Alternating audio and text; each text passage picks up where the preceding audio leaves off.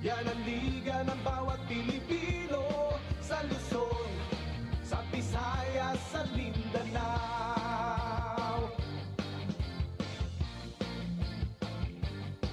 Ang bawat laban ay nakakakaba dahil sa husay ng bawat isa. Sigawan ay yumayanig kapag nag 3 points na.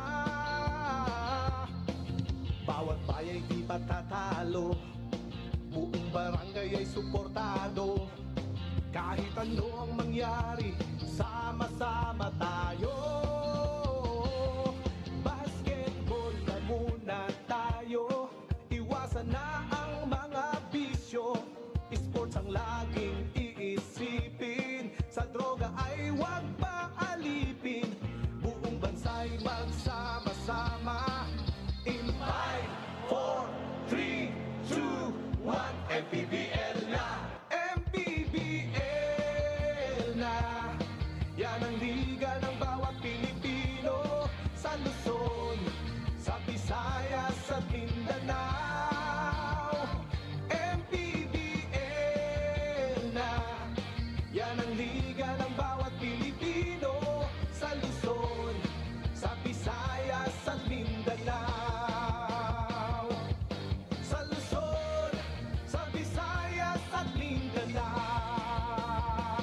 MPBL, Maharlika Pilipinas Basketball League.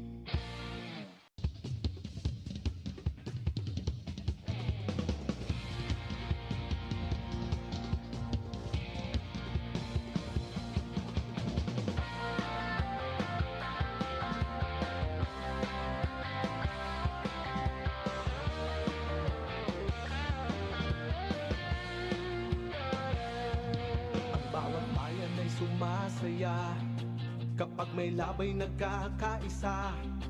Luzon, Visayas, Mindanao, basketball na.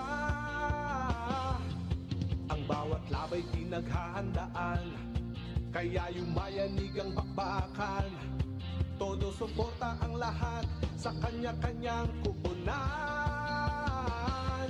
Basketball na muna tayo, iwasan na ang mga bisyo.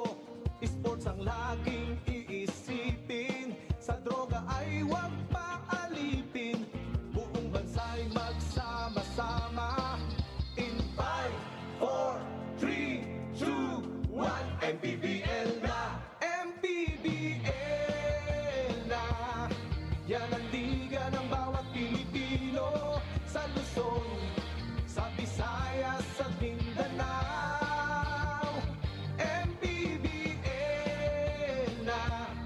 Yan ang liga ng bawat Pilipino sa Luzon, sa Visayas at Mindanao.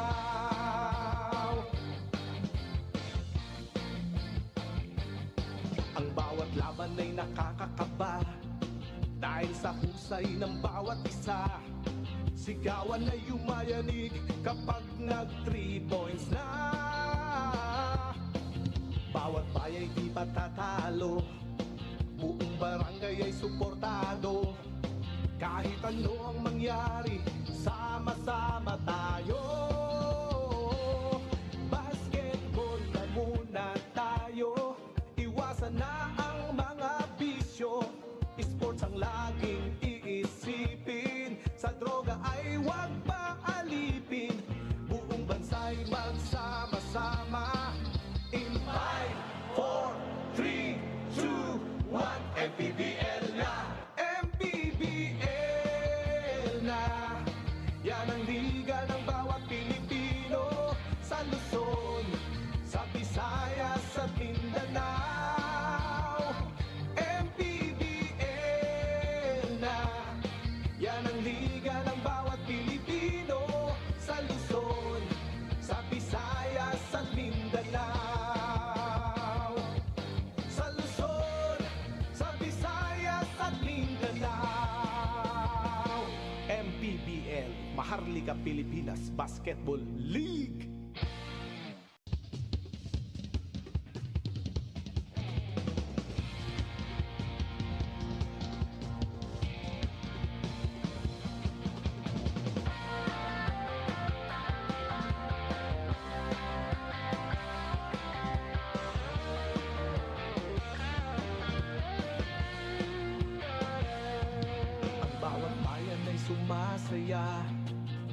may labay nagkakaisa. Luzon, Visayas, Mindanao, basketball na. Ang bawat labay pinaghahandaan, kaya yumayanig ang bakbakan. Todo suporta ang lahat sa kanya-kanyang kupunan. Basketball na muna tayo, iwasan na ang mga bisyo. Sports ang laging iisipin, sa droga ay huwag paalipin. Buong bansa'y magsama-sama. In 5, 4, 3, 2, 1, MPBL na! MPBL na! Yan ang liga ng bawat Pilipino, sa Luzon, sa Visayas at Mindanao. MPBL na! Yan ang liga ng bawat Pilipino, sa Luzon, sa Visayas at Mindanao.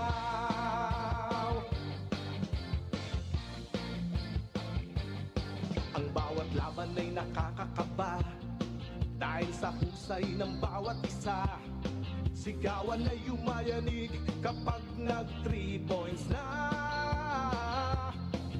Bawat bayay di patatalo, buong barangay ay suportado. Kahit ano ang mangyari, sama-sama tayo. Basketball na muna tayo, iwasan na ang mga bisyo. Sports ang laging iisipin, sa droga ay huwag paalipin. Buong bansa'y magsama-sama. In 5, 4, 3, 2, 1, MPBL na! MPBL na! Yan ang liga ng bawat Pilipino, sa Luzon, sa Visayas at Mindanao. MPBL na! Yan ang liga ng bawat Pilipino, sa Luzon, sa Visayas at Mindanao. Sa Luzon, sa Visayas at Mindanao. MPBL, Maharlika Pilipinas Basketball League.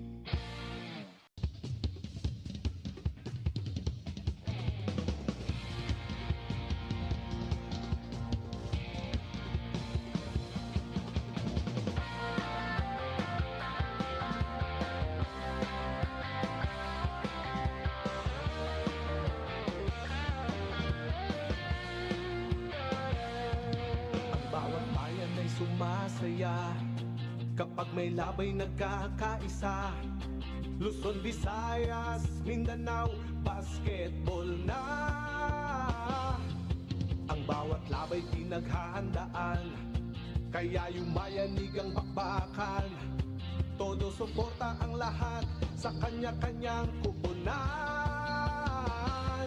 Basketball na muna tayo, iwasan na ang mga bisyo. Sports ang laging iisipin, sa droga ay huwag paalipin. Buong bansa'y magsama-sama. In 5, 4, 3, 2, 1, MPBL na! MPBL na! Yan ang liga ng bawat Pilipino, sa Luzon, sa Visayas at Mindanao. MPBL na! Yan ang liga ng bawat Pilipino, sa Luzon, sa Visayas at Mindanao.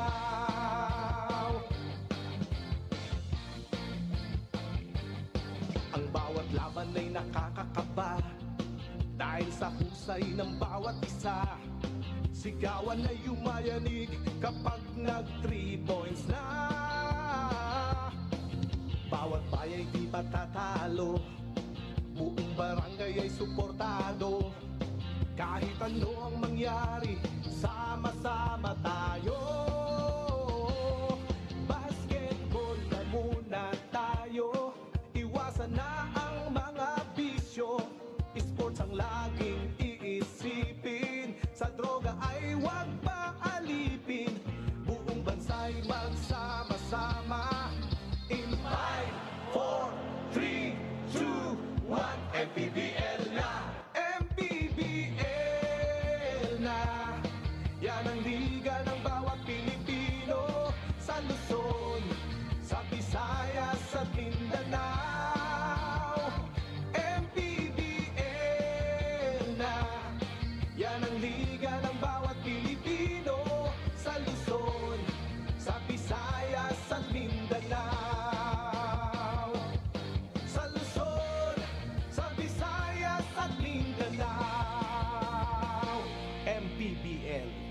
Sinisiguradong patas. Lagi mong inuuna kung anong dapat. Hindi mo kayang malunok ang katotohanang marami pa rin tayong kababayang gutom at walang tahanan. Kaya hindi ka tumigil sa paglaban. Harapin ang kahirapan. Tulungan ang nangangailangan. Basagin ang korupsyon na kanilang nakasanayan. Sa loob at labas, man ng Pinas, bakas na bakas ang iyong tapang puksain ang mga problema ng bansa. Gamit ang lakas, gamit ang isip, gamit ang puso. Kung para sa mamamayang Pilipino, si MP, wala yang sinisino. Manny Pacquiao.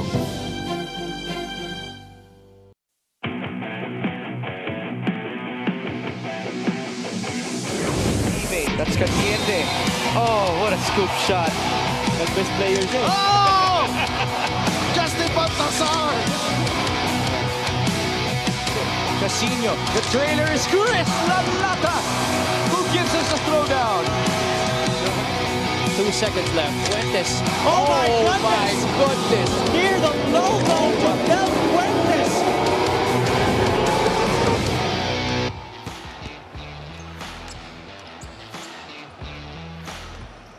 Quezon and Parañaque. Gonzalez got Banal for 3. Yes, sir. Fuentes feeding it. Back-to-back threes for Jadel Fuentes. Here we go. Simon Santagon with a throwdown. It seems like they will let this game end. And great sportsmanship by Coach Mike Sagigit. I'm gonna tell you right now, Parañaque Patriots, this is not just a basketball team. This is a family. Hindi lang basta makalaro ako dito. Hindi. We're still on the mission. Isang panibago sa'yo ulit ito. Come on, make it work. Come on. That Quezon will have their backs against the wall here in this series.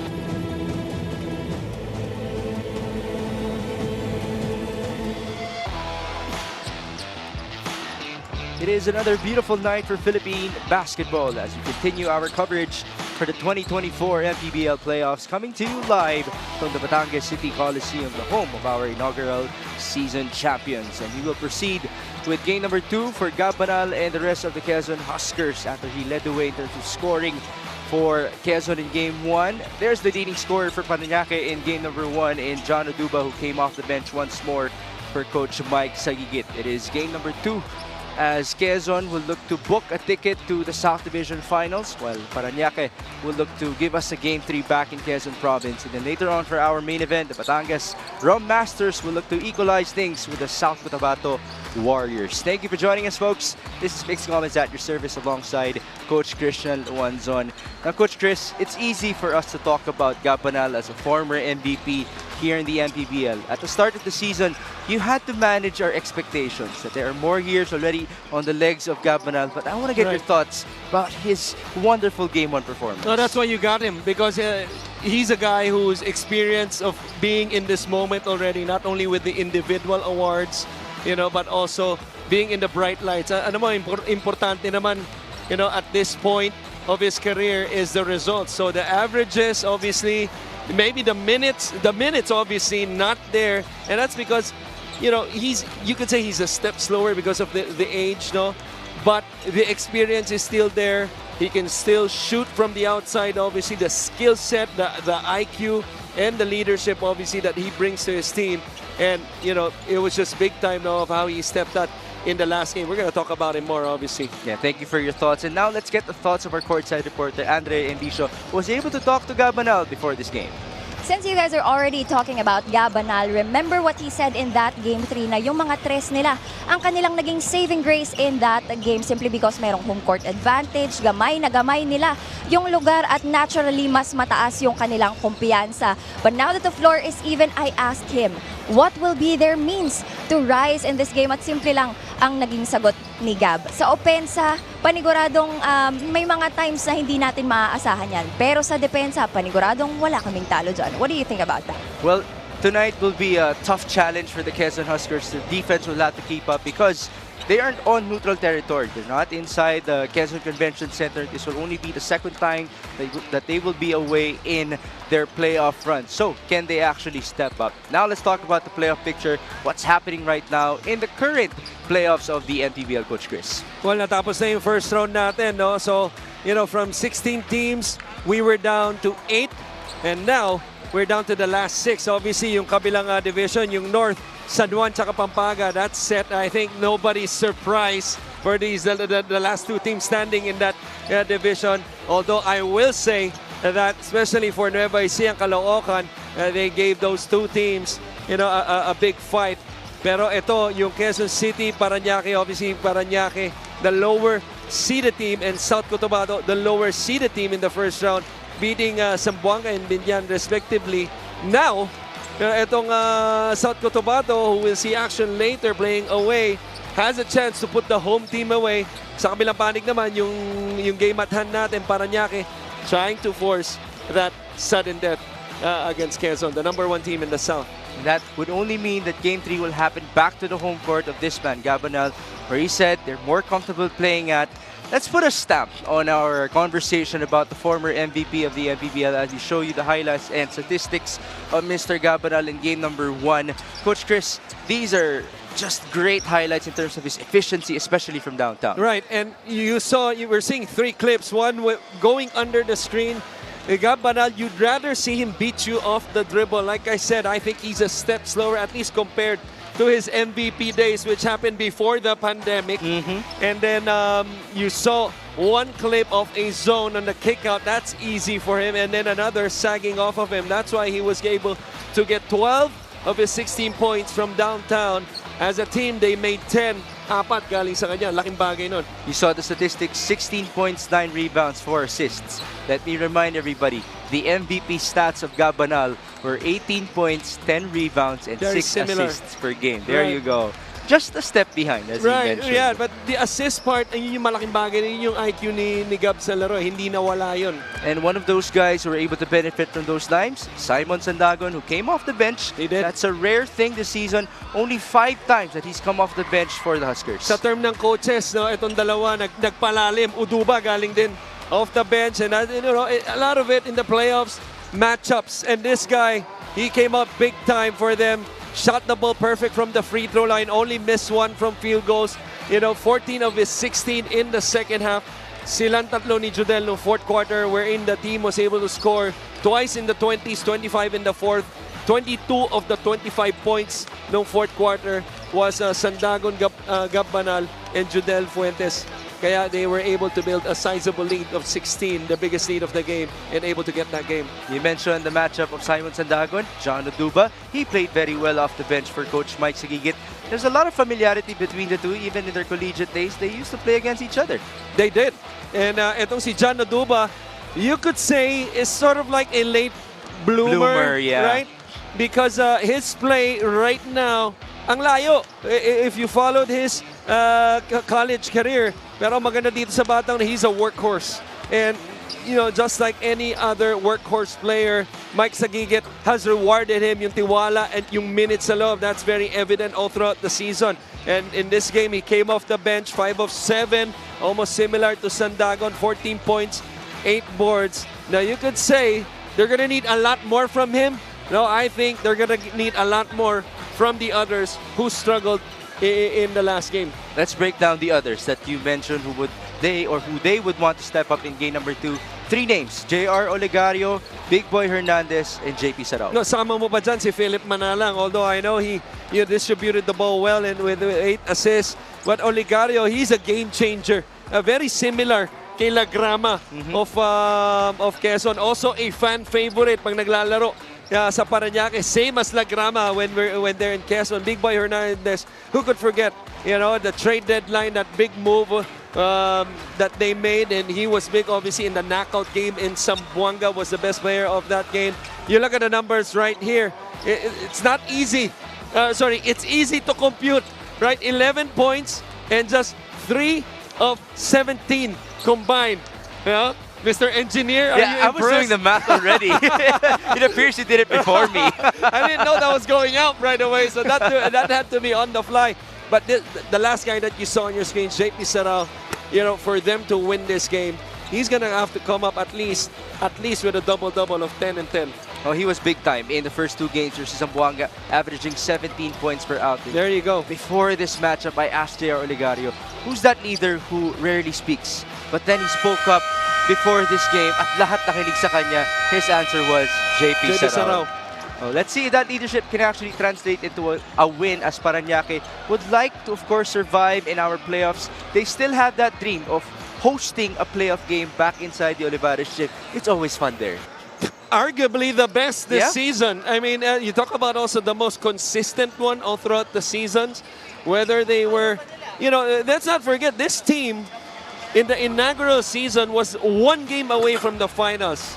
You know, and that's something unforgettable to me, because that was led by, you know, my coach, my daddy, coach, the late Coach Aric Del Rosario. At that time, it was only 10 teams, but from 10 teams, we went to 26. And, you know, they struggled a few seasons of being a non-playoff team. Now they're knocking at the door, but it's going to be hard for them. They have to win this game first if they want to host again and give themselves another fighting chance for that do or die. But on Wednesday, if they win this later this week. Yeah, later this sometime week. later this week. We'll wait for that. But now we are ready to turn you over to Richard Tampos to get things going for Quezon and Parañaque.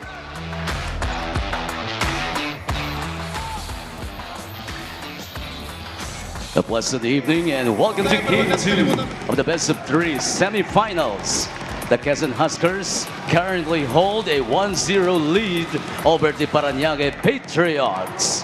Manny Pacquiao's MPBL Season 6, presented by Extreme and MPBL 𝗦𝗦𝗧𝗛 ang kaliga ng mamamayang Pilipino here at Batangas City Coliseum.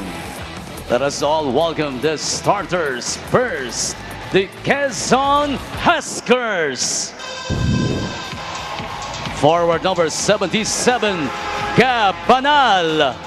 Center number 55, Christian Bunyag. At forward number 17, Jason Opiso. Guard number 13, LJ Gonzalez.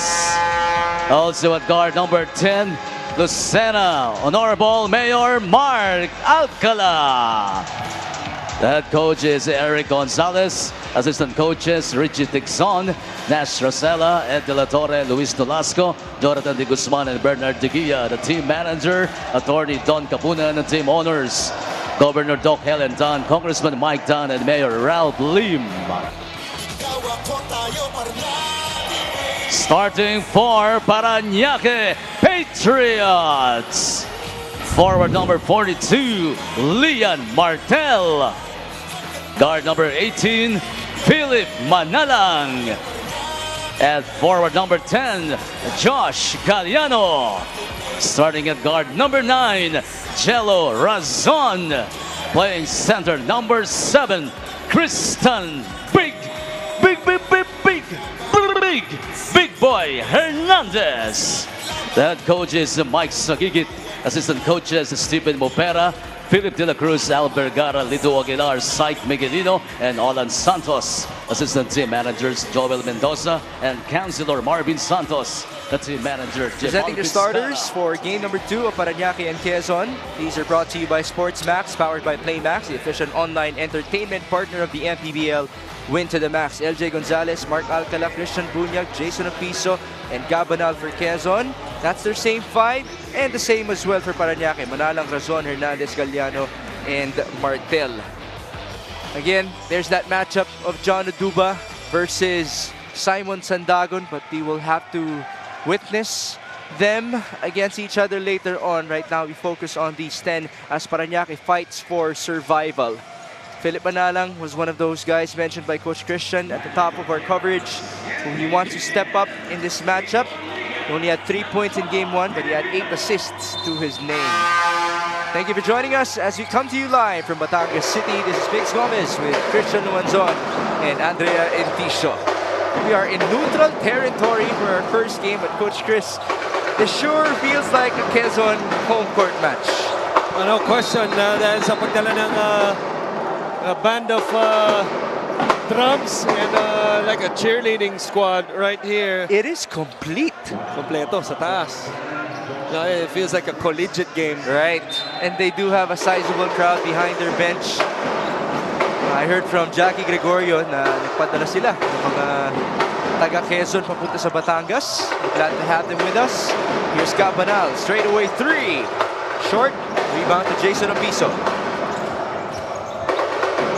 One more try for the Huskers with 10 on the shot clock. Two-man game, Gonzalez.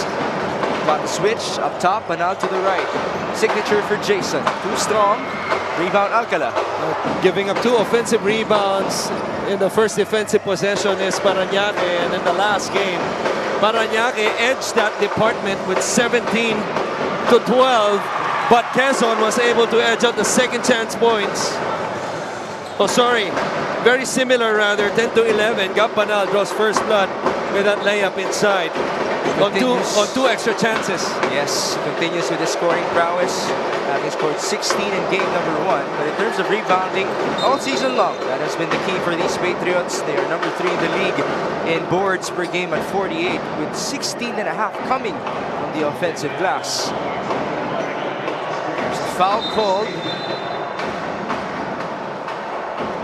Yeah, I think we have a review.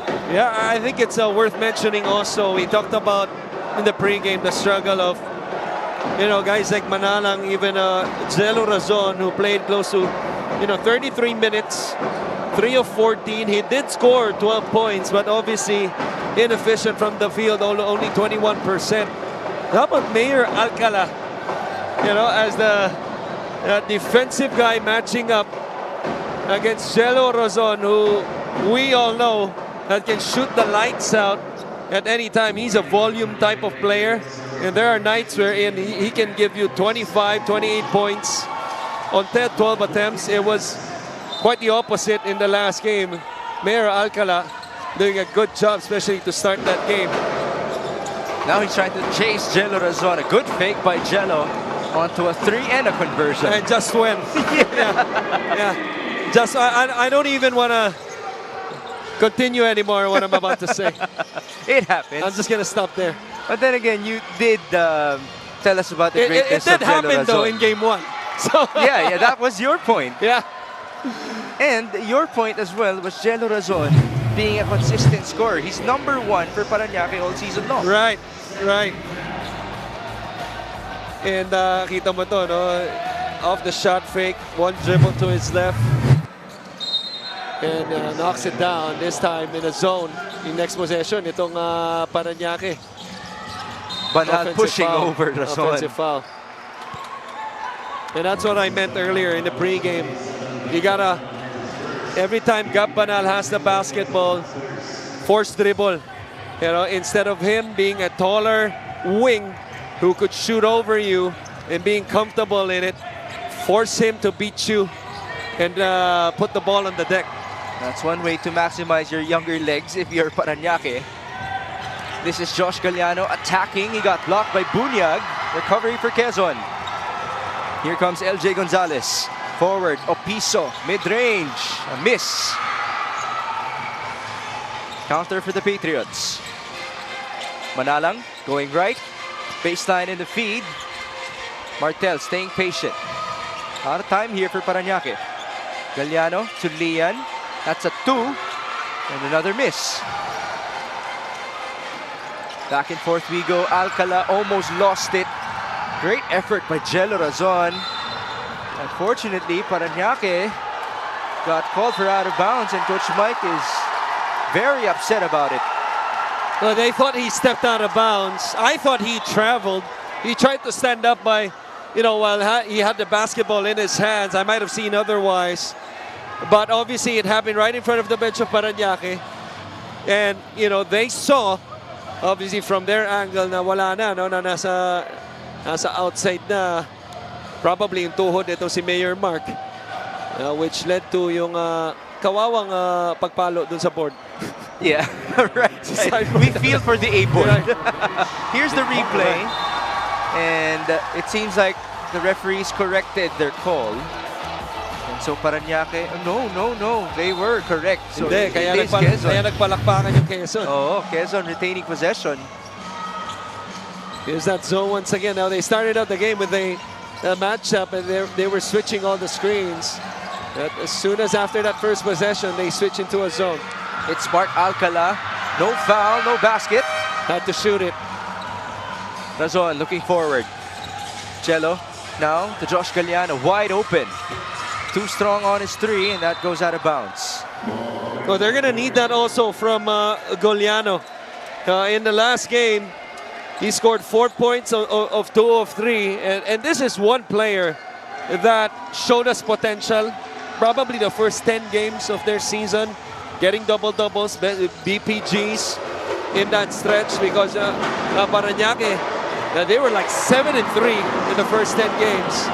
But the 3 by Opiso this time in that corner, knocks down the first 3. It was a 2, had a foot on the line. Apparently the longer distance works for Jason Opiso. And we're back with Josh Galliano.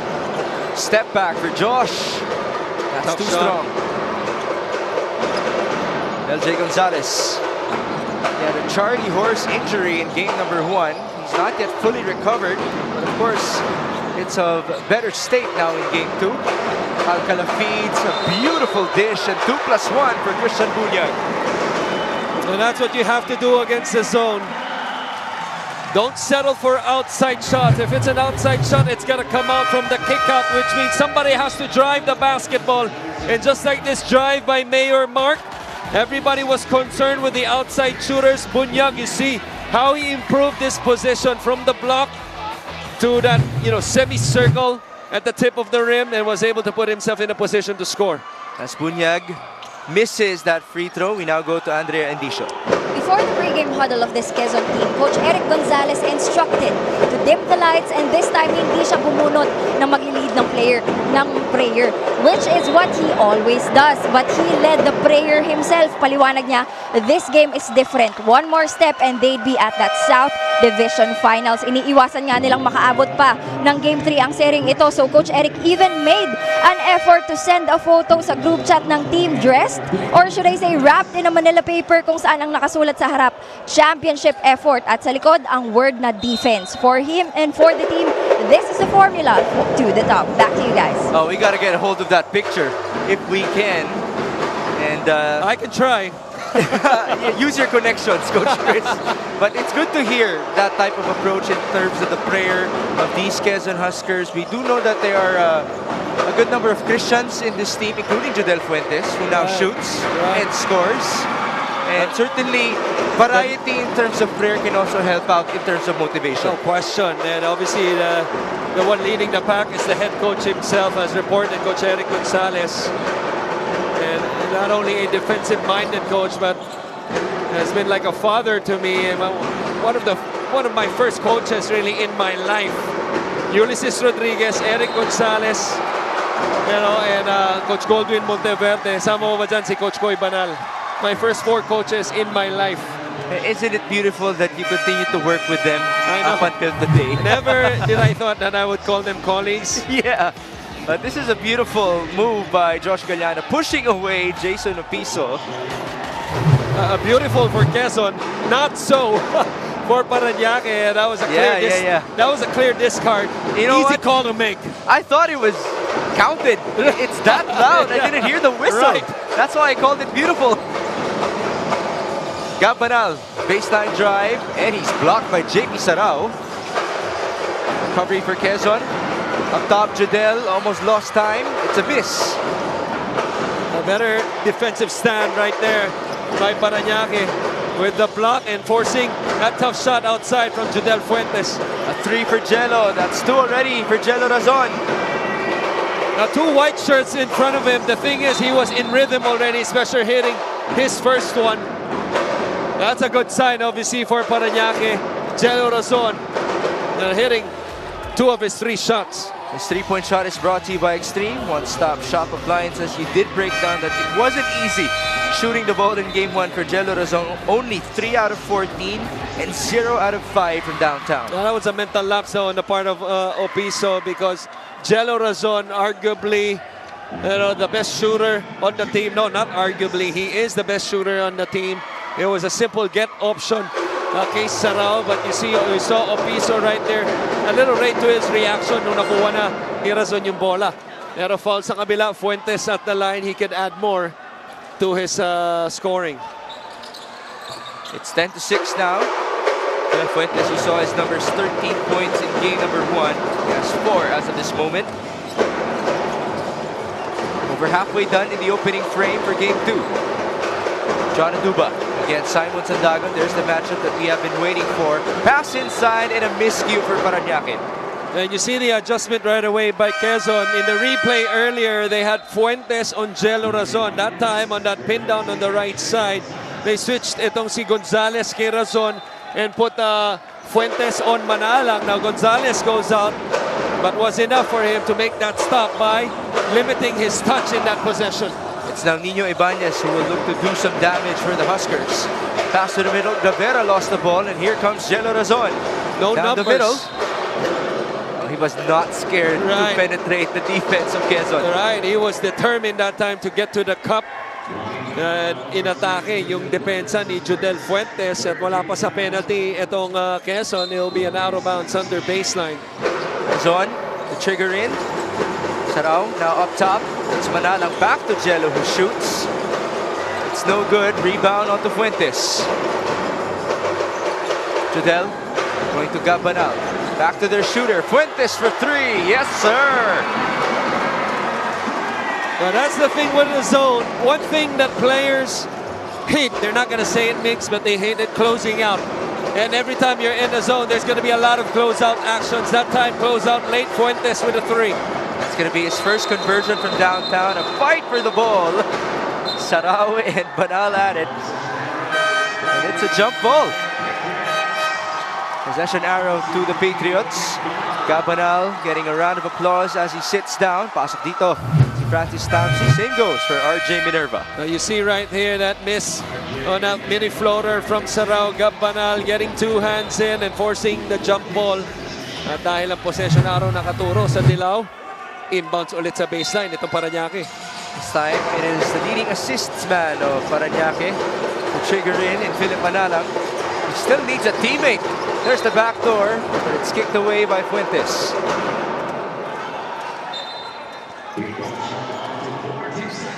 Nakita mo naman yung palitan ng tao, no? Para sa Quezon, binibilang ko. Pang 11 players na napapasok nila. But again, we've talked about their depth all season long. Right. Their third unit could actually qualify as starters to some teams in the MPBL. Maybe 1 in that third unit. I would say 3 in that second unit. And but I think really just 1 in the third unit. I would say maybe La Grama if you put him. You know, but that's not gonna happen because he's a fan favorite and he's a local na sa Quezon.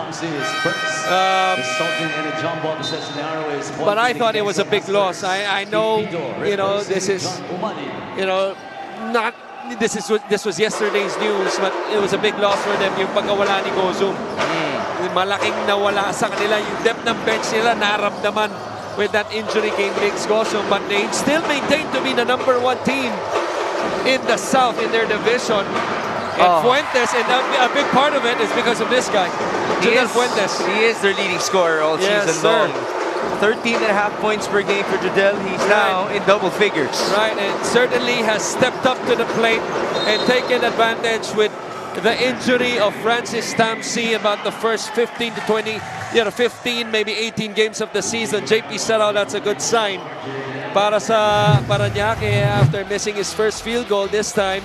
3-point play coming up on the post move against Minerva, who did a splendid job in the first game. He was matched up against Sarao. They also came off the bench in order to be against them. And there's a neutralization. Only 7 and 5 as the numbers for JP Sarao. Right now it is 16-9, under 3 minutes in the opening frame. Sandagon almost lost it. Simon in trouble. Up top to Ibanez. Humingi ng traveling itong Parañaque. Kung sa UAAP yun, malamang binigay na yun. Oh yeah, they're so strict in the UAAP. Yeah. A miss by Tamsi, rebound Aduba, and here comes Keith Pido. You think? Oh, I absolutely, I absolutely think Yes, about you it. think? We mention it a lot. Yes. Where do you stand in terms of the traveling call in the Well, Philippines? two things. As long as it's the right call, then call it.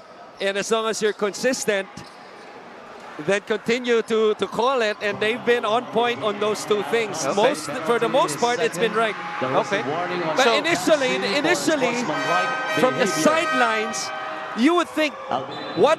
Traveling na naman? Oo, ang dami. But then when you see on the replays, They got a point. you would agree to it. That's why you can't be caught up with your emotions. Yeah.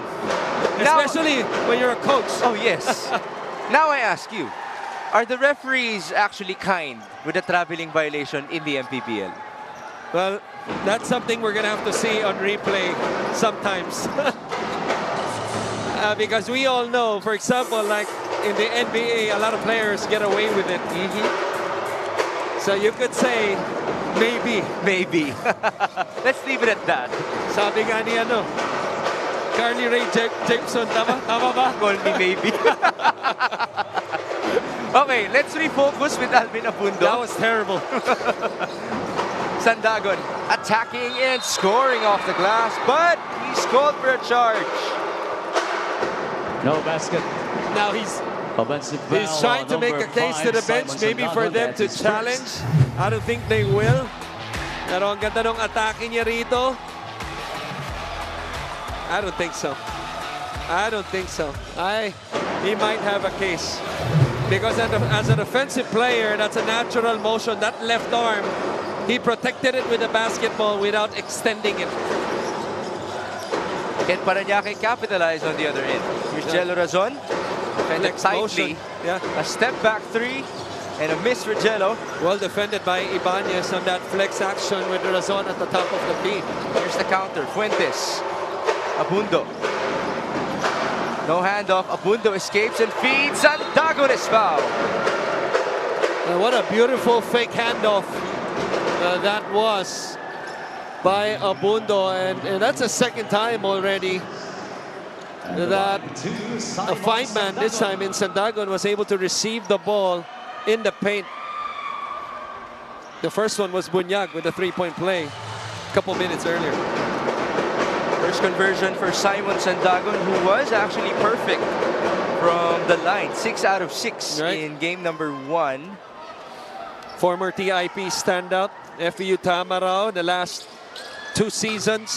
So when he was in TIP, that's when he was able to go up against Uduba. Yes. Yes. That's UCBL, right? Right. Right. Now there's a foul as Sarao went to the floor. Holding foul. Well, that's because he number played 24, under, we'll talk about RJ Sandagon, he Minerva. played under Coach Penalty Putit to the de Vera. second foul Shout out to of Coach RJ Putit, Minerva. who you're working with now. Yeah, he's the head coach of the Team There B you squad go. in UP. But was with us a part of the last 3 seasons, season 84, 85, and 86. Shout out to Coach Putit, wherever you may be as of this moment. And I hope you're proud. I believe they have a game tonight Oh, really? as we speak. I'm sure he's proud of Simon Sandagon. As now this is JP Sarao at the line. Second free throw is a miss for the champion back in season 4. And they're 80 seconds before the end of 1. Now we're seeing the Olegario versus Lagrama matchup. That puts Abundo at the 2 spot. Oh, foul up top by Olegario. There's a lot of familiarity as well between those two. Right. They used to go up against each other in the NBL. Although Olegario shared to me that naninibago siya pagkalaro niya si Topeng because he's used to going up against taller players. Right. And this is a rare case of having Lagrama smaller than him. Which is usually a disadvantage sa taller player. Ano, kaya tulad nung din binanggit mo, naninibago siya kasing balis niya. Ito si Lagrama. Right.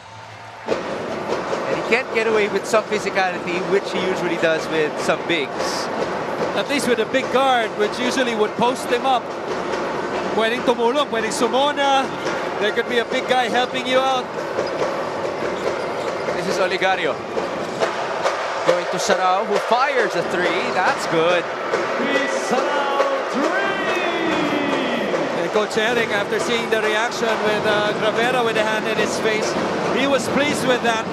As that's the shot they're probably willing to give up, at least at this point. Parañaque with a stop. Oligario cruising through.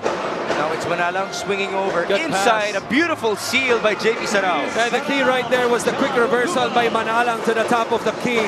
Second feeder itong si Oduba had a better angle with Sarao sealing his man inside the paint. 18 to 15, a one-possession game. With a 3-second differential between the shot clock and the game clock. Lagrama. Up top, Gravera for three. No good. Rebound, Philip, 3 seconds. One more shot, Manalang from half court. Short. That's going to do it for our first 10 minutes. Quezon up by 3.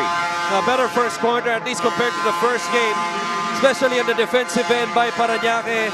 You know, allowing Quezon with 24 points in the first game, only 18. That's below 20. That's big in the playoffs. And you know, Ghapbanal, as you saw, trying to pick up where he left off, scoring the first two in this game for Quezon. A good sign, obviously, for Parañaque. Jello Razon, you know, 6 points coming from downtown. And this one by Jodel Fuentes, who also got off the bench to a very good start. Double figures, 10 of the 18 para sa kanya. Our score after one is 18 to 15 in favor of the number 1 seeded Quezon Huskers.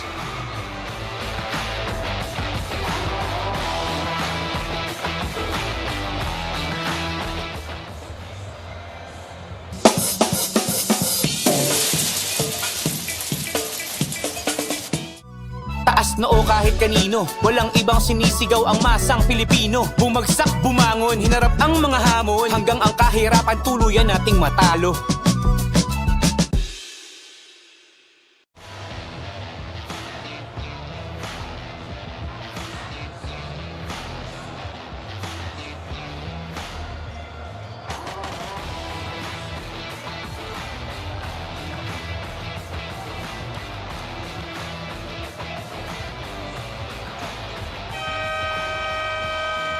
We present to you our player matchup for game number 2 of Quezon and Parañaque. It's Ghapbanal versus JP Sarao. I want to get your thoughts about this. Well, Ghapbanal, as we mentioned, if he could continue with this production, certainly from a scoring standpoint, this is definitely a finals team because they give them additional scoring punch behind, you know, Jodel Fuentes and LJ Gonzalez, who is still a threat. Kakagraduate lang ng college yan. And then JP Sarao, as we mentioned, they're gonna need more from him. And we've seen more kay JP Sarao, at least to start this game. Ang maganda dito kay JP Sarao, yung 3-point play. And then yung huli, yung pasa sa kanya sa ilalim, meron siyang 8 puntos. He already has surpassed his game 1 output. Can he continue? There you see our first quarter field goal story. Better for Quezon. Pido could not equalize. It's 18 to 15. This is LJ Gonzalez attacking and feeding. What a pass. One more. Sandago on a lefty layup. How about the unselfishness? You know, hockey assist obviously going to Gonzalez. Opiso had a shot, pero nakita niya Sandagon, a higher percentage shot, diving inside the paint, rim running. That's the first field goal in this game for Simon Sandagon, who reached double figures in game number 1. This Oligario in trouble up top. Pido has 4 to work with. The drive and the feed. Uduba lost control. Excellent help defense. At that time, even after the blow-by Oligario kay Lagrama, Opiso was right there waiting. And then yung sumalo ng tao ni Opiso, helping the helper, itong si Sandagon. Ito yung magandang pasahan. That's why this is our play of the game, brought to you by Suzuki. We've seen 9 assists already in this matchup for the Quezon Huskers, who had 21 in game number 1. They're looking for Banal on the post. Pido, smaller defender on him. Ghapbanal is going to look to either shoot or pass, but it's a turnover. On the counter, Manalang to Razon. Jello bumping through and missing. Another counter. It's LJ Gonzalez. The guy sealing in the interior. No high-low, and here's 𝗏𝗏𝗏𝗏. Pido playing very physical defense. Inside, Sandagro almost traveled. Reverse, and a miss. Recovery for Philip. Parañaque down by 5. Hernandez, hand off to Jello. Double team inside, big boy. Oh, he almost walked, and he doesn't get the bounce. I thought he did walk. So that answers my question to you earlier. Gonzalez. Oh, it's 𝗏𝗏𝗏𝗏 getting the better on that pump versus Keith Pido.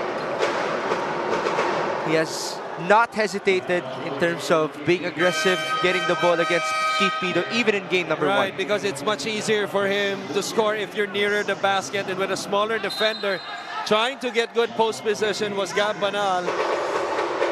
And, you know, I believe Coach Mike will be forced to a decision, especially pag nakabasket ito si 𝗏𝗏𝗏𝗏 against Keith Pido. Here it is, Banal feeding, and it's Opiso scoring. Right there. And that decision, forced to a timeout. Hindi man nakashoot itong si 𝗏𝗏𝗏𝗏. Galing sa pasa ni 𝗏𝗏𝗏𝗏 on that mismatch on the post. Opiso, pisong-piso. Yes. That's 4 points already for Jason Opiso and 3 assists for 𝗏𝗏𝗏𝗏𝗏 in this game. Only 2 minutes gone by in the second quarter, and the lead is 7 for the Quezon Huskers. This timeout is brought to you by the MPBL Party List, ang kaliga ng mamamayang Pilipino.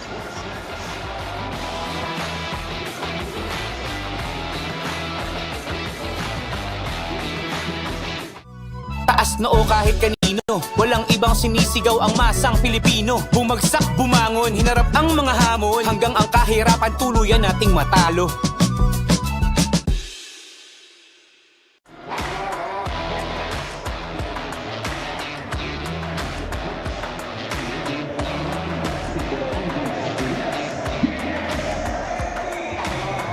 Nagbabalik ang MPBL. Mix mentioned at the top of our coverage that it really feels like nasa home court tayo ng Quezon tonight. Well, kwento nga sa akin ng staff ng Huskers right after Game 1, yung mga fans daw mismo ang lumapit sa kanila saying sasama po kami sa Batangas, at nung nalaman ito ng management led by Governor Helen Tan and Doc Kim Tan, nag-provide sila ng bus shuttle services for their supporters. At kung nagtataka kayo sa nanggaling ang banda, marami rin daw supporters ang Huskers dito sa Batangas, and one Mr. Joel Chavez, based here in Batangas City, generously provided the band to maybe bring out that collegiate energy mula sa Huskers. Back to you guys. Actually, uso nga naman talaga yung ganyan, yung nag-hire ng banda. And remember, we have University of Batangas next door. Tama ka dyan, no? At alam mo kung sino tama rito.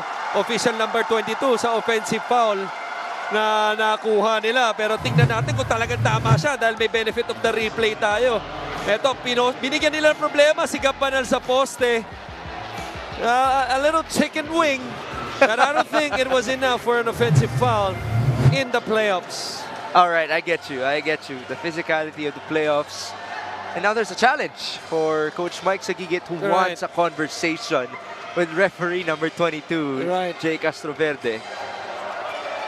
This coach's challenge is brought to you by the MPBL Party List, ang kaliga ng mamamayang Pilipino. Remember, there's a lot of sense of urgency in this game for Coach Mike. He is fighting for survival. Tama ka dyan, no? And nakita na naman yung paano yung pagsimula nila ng larong ito. A better start, obviously. And tingnan natin, pagbalik natin after ng coach's challenge.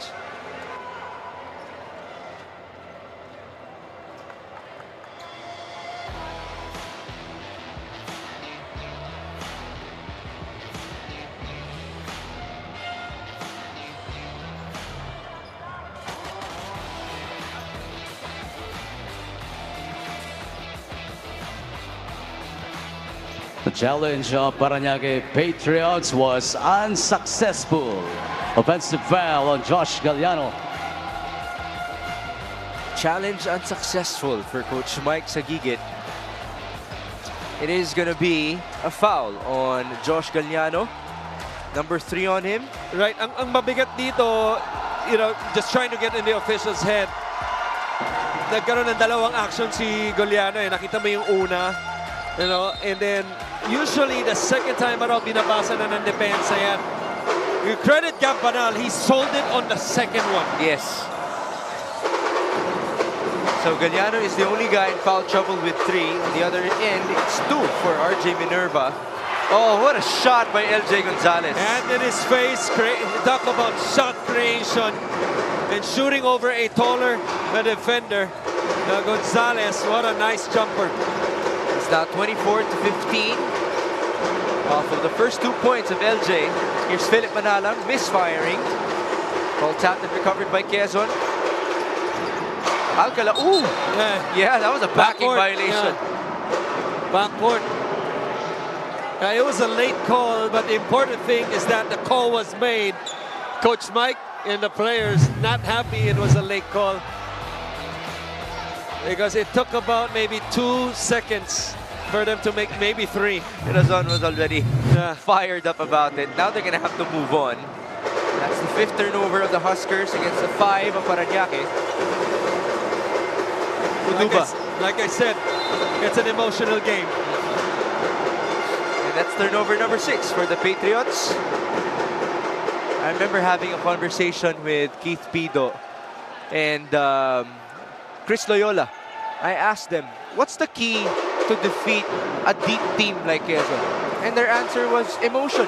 We can't get ahead of our feelings, especially because we know that we're doing our best in terms of their defense. Right. But you have to accept the fact that Quezon has great playmakers. Correct. Controlling that emotions is what he meant. Tama. And you talk about the control of emotions, veterano na, no?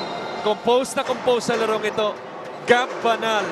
Yeah, that last 3-5 points. I think one thing we're failing to mention as a team, Quezon, 9 field goals made, 9 assists also. Lahat ng field goals nila galing sa assist. Well, in game number 1, that was almost the same case. Right. 23 made field goals, 21 assists. Right. But you also have to mention the 19 made free throws. Right. And the man leading the charge, both of them actually, Gonzalez and Gab-Banal, 6 of the 9 assists so far para sa Huskers. Well, all season long, they've led Quezon in terms of dimes at 4.5 each. As now, Parañaque is unable to convert once more, and Pido is called for a foul. A lot of frustration off of the body languages of these Patriots. Well, that's the thing. Tama man o hindi ang tawag, you have to stay composed sa mga ganitong pagkakataon. In the playoffs, you know, one max of 2 runs. 1 run can really hurt you. And this is the first run of the ball game for Quezon. Scoring run of 9. That's why this is now their biggest lead. That does it for the number 1 seeded team in the South. Ooh, almost a backing violation again. No call. And here's Jadel Fuentes against Jello Razon. Now to Gab-Banal. 6 on the shot clock. Banal, Opiso, another great find. Just a sorry miss. Rebound by Gonzalez. Another try for the Huskers. Banal staying patient. It's Gravera turning around and feeding. 5 seconds for LJ. Gab-Banal for 3. Short. Rebound Gravera, but he's called for a push.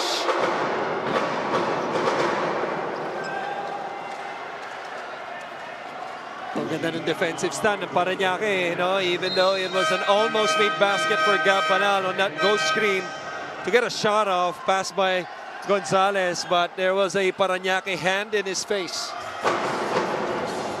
The Patriots respond. 15 points so far to their name. Almost halfway done in the second. Keith Pido working with Sarao. Down to Martel. Lian hands it off to Jello. Lian, that's his range. Short. Rebound Banal. Here's Nino Ibanez. Streaking through and feeding. Martel playing tight defense versus Opiso. And we're back with Gab. 9 on the shot clock. Banal. Gravera. 4 seconds. Where will they go? Banal inside. He lost the ball. And that's a shot clock violation.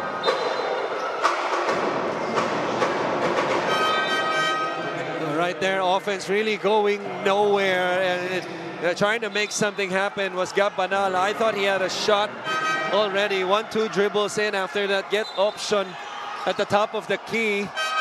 Pero baka medyo pagod na, no? Itong si Gabanal, kaya medyo palasa muna ng tao. Itong si Coach Eric Gonzalez. Lalabas si Opiso at si Banal. Papasok Sandagon at si Abundo. It's one leader for another. Alvin Abundo for Gabanal as a specific substitution. Those are the two ultimate veterans. Damit Generazon bouncing to Uduba. Parañaque has been scoreless in the last 6 minutes. Can they break the spell? Nice. The answer is yes. A beautiful action that time for Parañaque. Action was going to the left, but after the ball reversal to the top, once again, look at the high-low play. Ang ganda ng seal. Itong si JP Sarao, talagang inatrasan niya. Itong ibanda niya si Gravera. And that's the second time already Sarao is able to score underneath. The other day, I was covering your game. Okay. I think it was UP versus Ateneo. Yeah, UP versus Ateneo. And my partner Renzo Subido mentioned to me that one of the best sealers in the league, QMB, if not the best, no, in the MPBL, is JP Sarao. JP Sarao. Okay. Your thoughts about that? I agree. I agree. Now it's a three-pointer for Alvin Abundo. And why wouldn't I agree? Kapwa Tomasino ko yan eh. Yes. Si Renzo. Tapos nasa broadcasting na rin. Kaya nga. Good to see him. Well, he does look up to you. Yep. As JP Sarao scores inside, basket and one once more. Ganda ng sagot no ng Parañaque. But they need stops. Obviously, they want to finish strong this half with less than 4 minutes remaining. Now, in a rhythm with their offense the last two trips. Ito, JP Sarao on the second chance. Gravera ball watching and failing to box out Sarao. This rebound of the game is brought to you by the MPBL party list ng Kaliga ng Mamamayang Pilipino. 13 points already for JP Sarao in this game. A much better output, obviously, para sa kanya, scoring in double figures already in the first half. Pinalitan kagad si Gravera ni Minerva. And a turnover after the free throw, pero mintis para sa Parañaque. Fortunate for the Huskers. We're back with Jodel Fuentes against Keith Pido this time. Fuentes played tightly by Keith. Fuentes will shoot. That's short. Nice rebound by JP. One guy ahead. This is 1v1. Pido, he lost the ball. Counter for Jodel. Cross court. Ibanez for three. Nino will score. Masakit yun, no? 5-point swing. Keith Pido right there with a layup. Credit Jodel Fuentes not giving up on the play. And the swing to the other end as Pido trying to get the miss layup back. Pero buti na lang. Nandun ulit. Iba naman, hindi si Sarao. That is Paulo Castro. Paulo Castro ang nagbabalik Parañaque Patriot.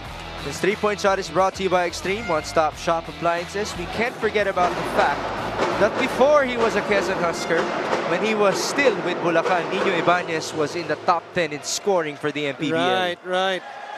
But that's a different situation. Oh, yes. A lot different. Yeah.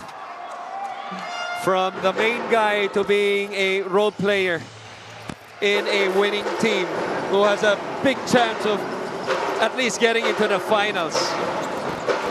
Well, they're one game away from the South Division Finals.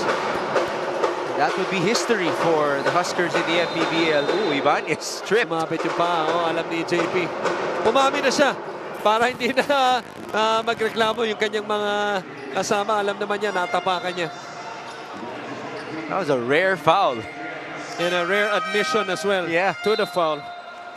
Galliano checks back in. Remember, he's in foul trouble with 3 already. But before we continue, it's a timeout for Coach Eric Gonzalez. They're up by 10.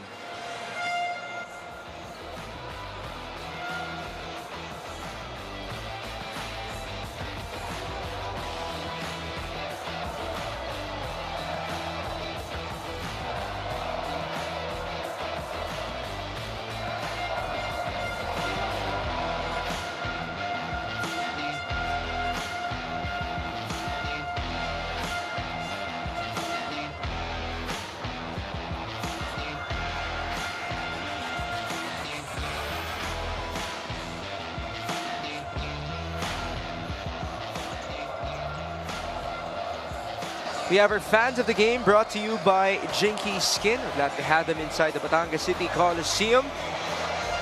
Later on, the Rum Masters will host against the South Cotabato Warriors as they fight for survival in the 2024 MPBL playoffs. That's the case for Parañaque, but Quezon has a different idea. They want to book a slot in the Final Four, where we can already see San Juan and Pampanga present in the picture. Present as well for tonight are Joe Ramos, Rudy Distrito, Kenneth Turendes, and Emerson MJ Oreta. Tama, MJ. VIPs. Katabi ni Kuya Rudy, hindi nyo lang nakikita. Basketball legend, Coach Bennett Palad. Is he from Batangas? Maybe. Diba? Yeah, I'm not sure. Usually ganyan yan eh, may kasamang VIP. Yung mga VIPs natin. Okay, mga taga rito. Oo. Here's Judel Fuentes. 7 on the shot clock for Quezon. What a move. Fuentes leaning in on a beautiful escape, but he's called for a charge, and Judel cannot believe it. I can't believe it too. Will there be a challenge? It seems like Coach Eric is ready to let go. They won't. That's worth another look. May signal na ba ng challenge? You see the escape right here. You see? I disagree with the call. Nevertheless, we shall proceed. High-low, and now it's Galliano. Back up to Castro. Paulo going left. Josh Galliano still trying to find his groove. A lot of moves, and he scores. Now, very important for a defensive player just to keep your 2 feet on the ground and just have a good contest to force the offense to shoot over you. That time, napatalon itong si Opiso. That's a big basket for Galliano and for Parañaque. Trimmed the lead into single digits. Those are the first 2 points for Josh Galliano. There's a foul on the other end. That's going to be on Pido. Yeah. Guarding Banal, a much taller Banal on the post. Well, we got to give it to Pido for trying so hard. He is known for his defense, but obviously a much taller cover is not easy. Now, no matter what you say, and as good as Filipinos are, because we're, relatively a small country, at least compared to others, this is still a big man's game. Yes. And an absolute advantage for Gab Banal, who has been splendid once again. Banal adds on to his tally. He is up to 6 points with 6 rebounds and 3 assists. Looking at the playoff performances so far of Gab Banal, the most that he scored was 16 in the previous game. Almost a steal. Almost. 5 on the shot clock. Gonzalez will fire. Too strong. Oh, there was a man who went flying. Yeah, that's a push on Gab Banal. And normally, JP Sarao doesn't fly. Right. Yeah, that was just clear as day. That's 2. Ang maganda ron yung help side, no? Galing kay Banal from the blind side. Lost the ball. Gonzalez able to recover, but it was a rush shot already. And because of that, loose ball on the rebound. And now the foul. Dahil penalty na itong Parañaque. It's a walk to remember to the other side. What a reference again from Christian Lumanzon. Gets ko yun. A walk to remember. Or maybe a walk not to remember. Okay. Did that come from you alone or from your wife? From me. From you? From me. You're the fan, huh? You're the fan. I am. Okay. But my favorite movie is Notting Hill. So, okay. You see the similarities, okay. Huh? I want to talk about free throw shooting, by the way. Right now, it is 70%. Don't talk to me about free throw shooting. I'm not over it yet. You gotta get over it. It is 7 out of 11 for... Oh, no, that won't count, the recent one. So it's currently at 7 out of 10 for Parañaque. Right. In game number 1, they shot well. They did. 18 out of 22. Yep. Although Quezon shot better. Quezon, ganun din. So, ang comment ko lang dyan, sana all. Sana all. Yeah. Yung gusto ko sa'yo, yung mga reference mo, it crosses generations. Biro mo, puro lalaki pa ang anak ko, madalas ko ma-reference, Frozen. Kaya nga Diba? Kano kasi, nakaka-LSS din eh. It's that good. It's that good. But now we have a review for referees. 34-26 is the tally with 95 seconds to go before halftime. And because we have some time, Batian portion muna. let's greet our very own writer, Iyman Kanicosa. Happy birthday. Iyman, mabuhay ka. And thank you for your service for the MPBL. He's in Australia right now. May isa pang nagpapabati. Sino? Si Boss Edel ba yan? Hindi, iba to. Birthday din eh. Sino? Tito Mark, Pangilinan. Oy! Tama, kahapon yan. Kahapon yan. Happy birthday, Boss Tito Mark. Happy 46th birthday. John Utuba is second. Uy, magbabalik pa yan, Ang Lebron ng MPBL. Oo, ganun yung stats niya dati. Pero kaya pa maglaro niyan, si Mark Pangilinan. Wag mo na ako tanongin sa spelling ng Lebron niya. Tingnan natin kung ano nangyari. A lot of physicality between Utuba and Abundo. By the way, that was a surprise to me to see Utuba not boxing out from the side of the free throw. Galing siya sa labas. That's a good observation. Pero napaganda sa kanila. Did that ever happen to you? Having a big man from outside and not boxing out inside? Rarely. I wonder what that could be about. Even with me, I mean, I usually play back in the day, the wing or the guard. Pero ako usually nasa loob. At least in the second line.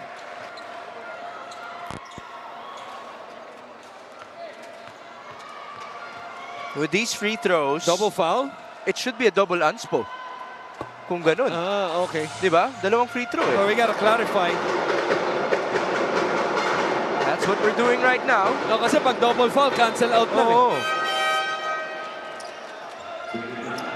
Returns double for JP Sarao. It is going to be a sideline inbound for Alvin Abundo against this zone of Parañaque, which we have seen since the start. Yeah, so for the first time in my life, double unsportsmanlike foul. Apparently too much physicality between the two. And now it's a three for Alvin Abundo. That's his second in this game. Mabigat na tira yun. Because you could just sense slowly shifting yung momentum sa Parañaque. And that's a backbreaker shot. Papasok na tayo ng 1 minute. Parañaque once again trim it down to a single digit. LJ Gonzalez with a different idea. Gonzalez with a layup. 5-0 run. Razon bumping through, and he will get 2 free throws. What was just a 7-point lead as you see this replay. This fast break of the game brought to you by Sports Max, powered by PlayMax, the official online entertainment partner of the MPBL. Win to the max. A 7-point lead a few seconds ago, and because of that 3 and that quick steal on the other end, 5-0 run. Santosena na ang kalamangan, pero 11 after the made free throw by Jello Razon now at the line. Razon's up to 8 points on 2 out of 7 shooting. He's 2 out of 3 from the line. He has had to be very aggressive for these Patriots. Aren't you intrigued with the united colors of Benetton ng kulay ng coaching staff ng Quezon? You got a maroon and Coach Bernard De Guia and Coach Eric Gonzalez. Green and yellow, Ruchi Texon of FEU.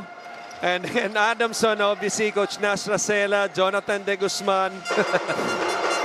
United colors of Benetton yung dating, diba? I'd like to call it one UAAP after all. 40-30. And here's Topping Nagrama. Stronger, better together. Oo nga. Ganda ng pasok mo doon.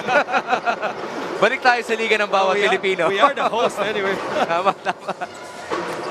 It is Philip Manalang attacking. He got bumped. No foul. The 2 points for Philip. And now we have a timeout for the Quezon Huskers. Parañaque very upset with a no call. And I agree with them. A lot of contact right there. Should have been a 3-point play. We're going to see it later. But for now, we'll take a break with 20 seconds to go before halftime.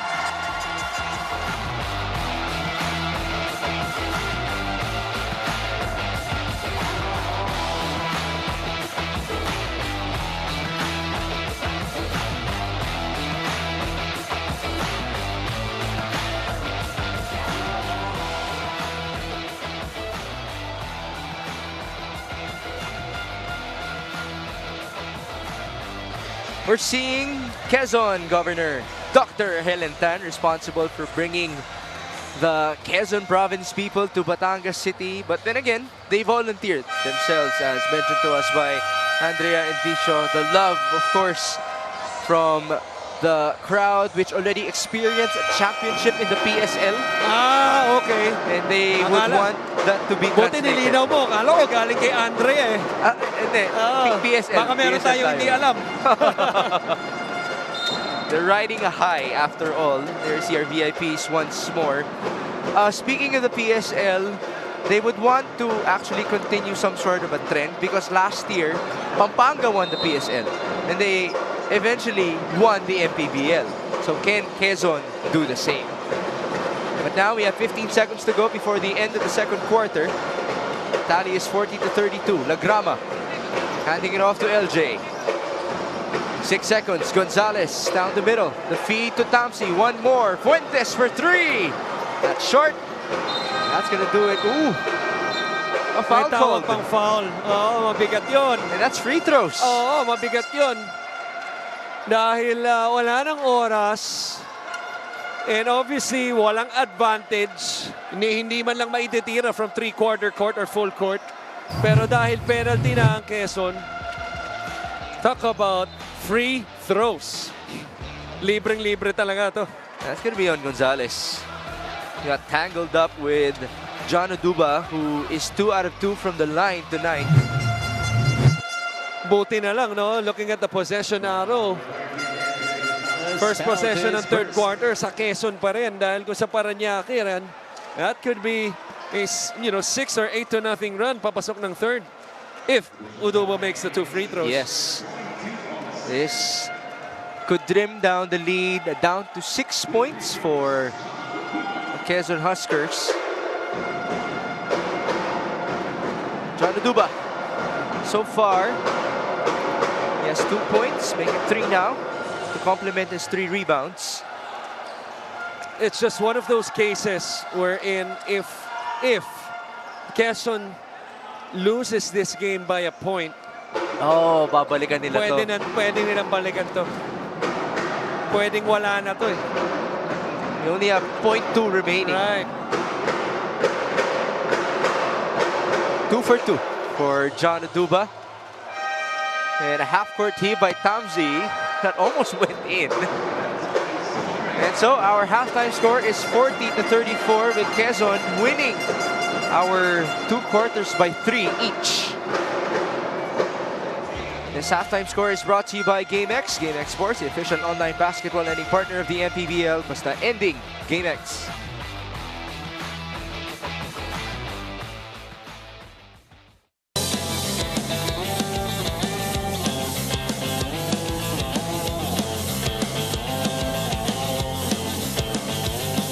Lagi mong sinisiguradong patas. Lagi mong inuuna kung anong dapat. Hindi mo kayang malunok ang katotohanang marami pa rin tayong kababayang gutom at walang tahanan. Kaya hindi ka tumigil sa paglaban. Harapin ang kahirapan. Tulungan ang nangangailangan. Basagin ang korupsyon na kanilang nakasanayan. Sa loob at labas, man ng Pinas, bakas na bakas ang iyong tapang puksain ang mga problema ng bansa. Gamit ang lakas, gamit ang isip, gamit ang puso. Kung para sa mamamayang Pilipino, si MP, wala yang sinisino. Manny Pacquiao.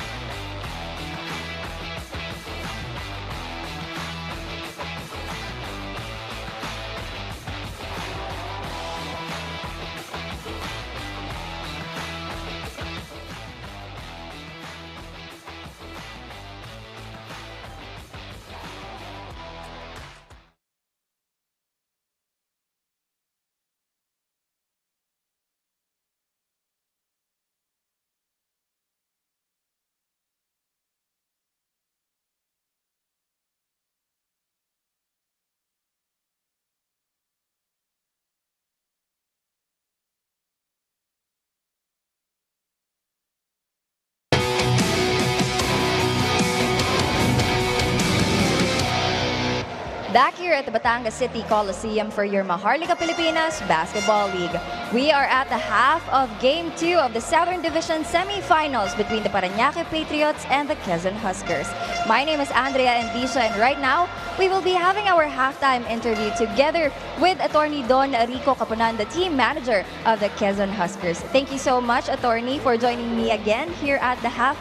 And Attorney, it's really amazing to see how the fans of Quezon Huskers are going all out in terms of their support, and not to mention going all the way here in Batangas City. On behalf of the team, gaano po ba kalaki itong bagay para sa inyong koponan? Nako, Andrea, it really means a lot, no? Just to know that the Quezonians have our backs. Sobrang laking bagay. Mas lalo pa kaming na-inspire, no? Ang sinasabi ng maraming tao, na-inspire daw sila sa Quezon Huskers, sa story ng Quezon Huskers. Pero hindi ninyo alam, lahat po ng sumusuporta sa team, kayo po ang nagbibigay din ng inspirasyon sa amin para ipagpatuloy itong nasimula natin sa probinsya. Napakaganda. Does this mean, Attorney, that we will be hearing some louder cheers para sa second half? No, excited na nga yung mga taga-Lucena at iba't ibang parte ng Quezon na dumating dito. Maraming salamat po sa inyong lahat. Pipilitin po natin na ipanalo to. Umuwi po tayo lahat, pabalik ng Quezon na masaya. Alright, Attorney, with the amount of support that the Quezon Huskers is getting, baka po meron pa kayong mga gustong batiin at pasalamatan. Oo, Andrea, hindi po magkakaroon ng Quezon Huskers, hindi mabubuo ang team na to kung hindi po sa ating mga number one supporters, no? First and foremost, ang aming mahal na gobernadora, si Dr. Helen Tan, ang kanyang may bahay ba tawag doon? Si Boss Ronel Arditan. Of course, nandito rin kasama natin si Doc Kim Tan, si Kong Mike Tan, also sumusuporta si Mayor Ralph Lim of San Andres. Malik, our number one fan, kumusta ka? Baby, papanalo natin to sa awa ng Panginoon. Maraming pong lahat sa tumulong at sumusuporta sa Quezon Huskers. Alright, thank you so much po. And that's it for our halftime interview. Mga kaliga, don't go away. More action when we return.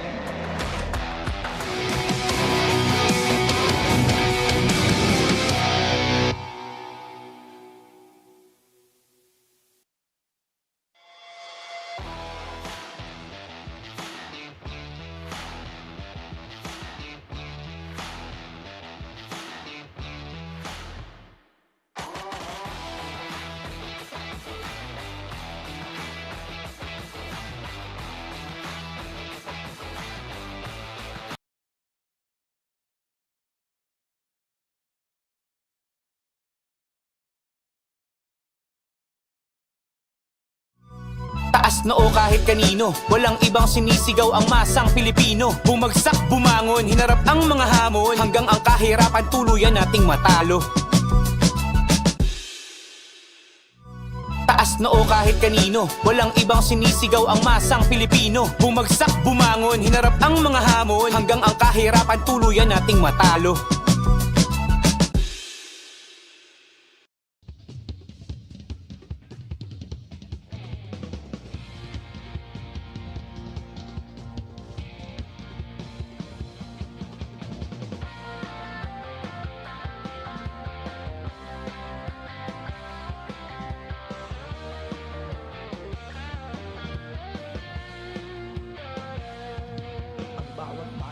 Sumasaya kapag may labay nagkakaisa. Luzon, Visayas, Mindanao, basketball na. Ang bawat labay pinaghahandaan, kaya yumayanig ang bakbakan. Todo suporta ang lahat sa kanya-kanyang kupunan. Basketball na muna tayo, iwasan na ang mga bisyo. Sports ang laging iisipin, sa droga ay huwag paalipin. Buong bansa'y magsama-sama. In 5, 4, 3, 2, 1, MPBL na, MPBL na. Yan ang liga ng bawat Pilipino, sa Luzon, sa Visayas, sa Mindanao. MPBL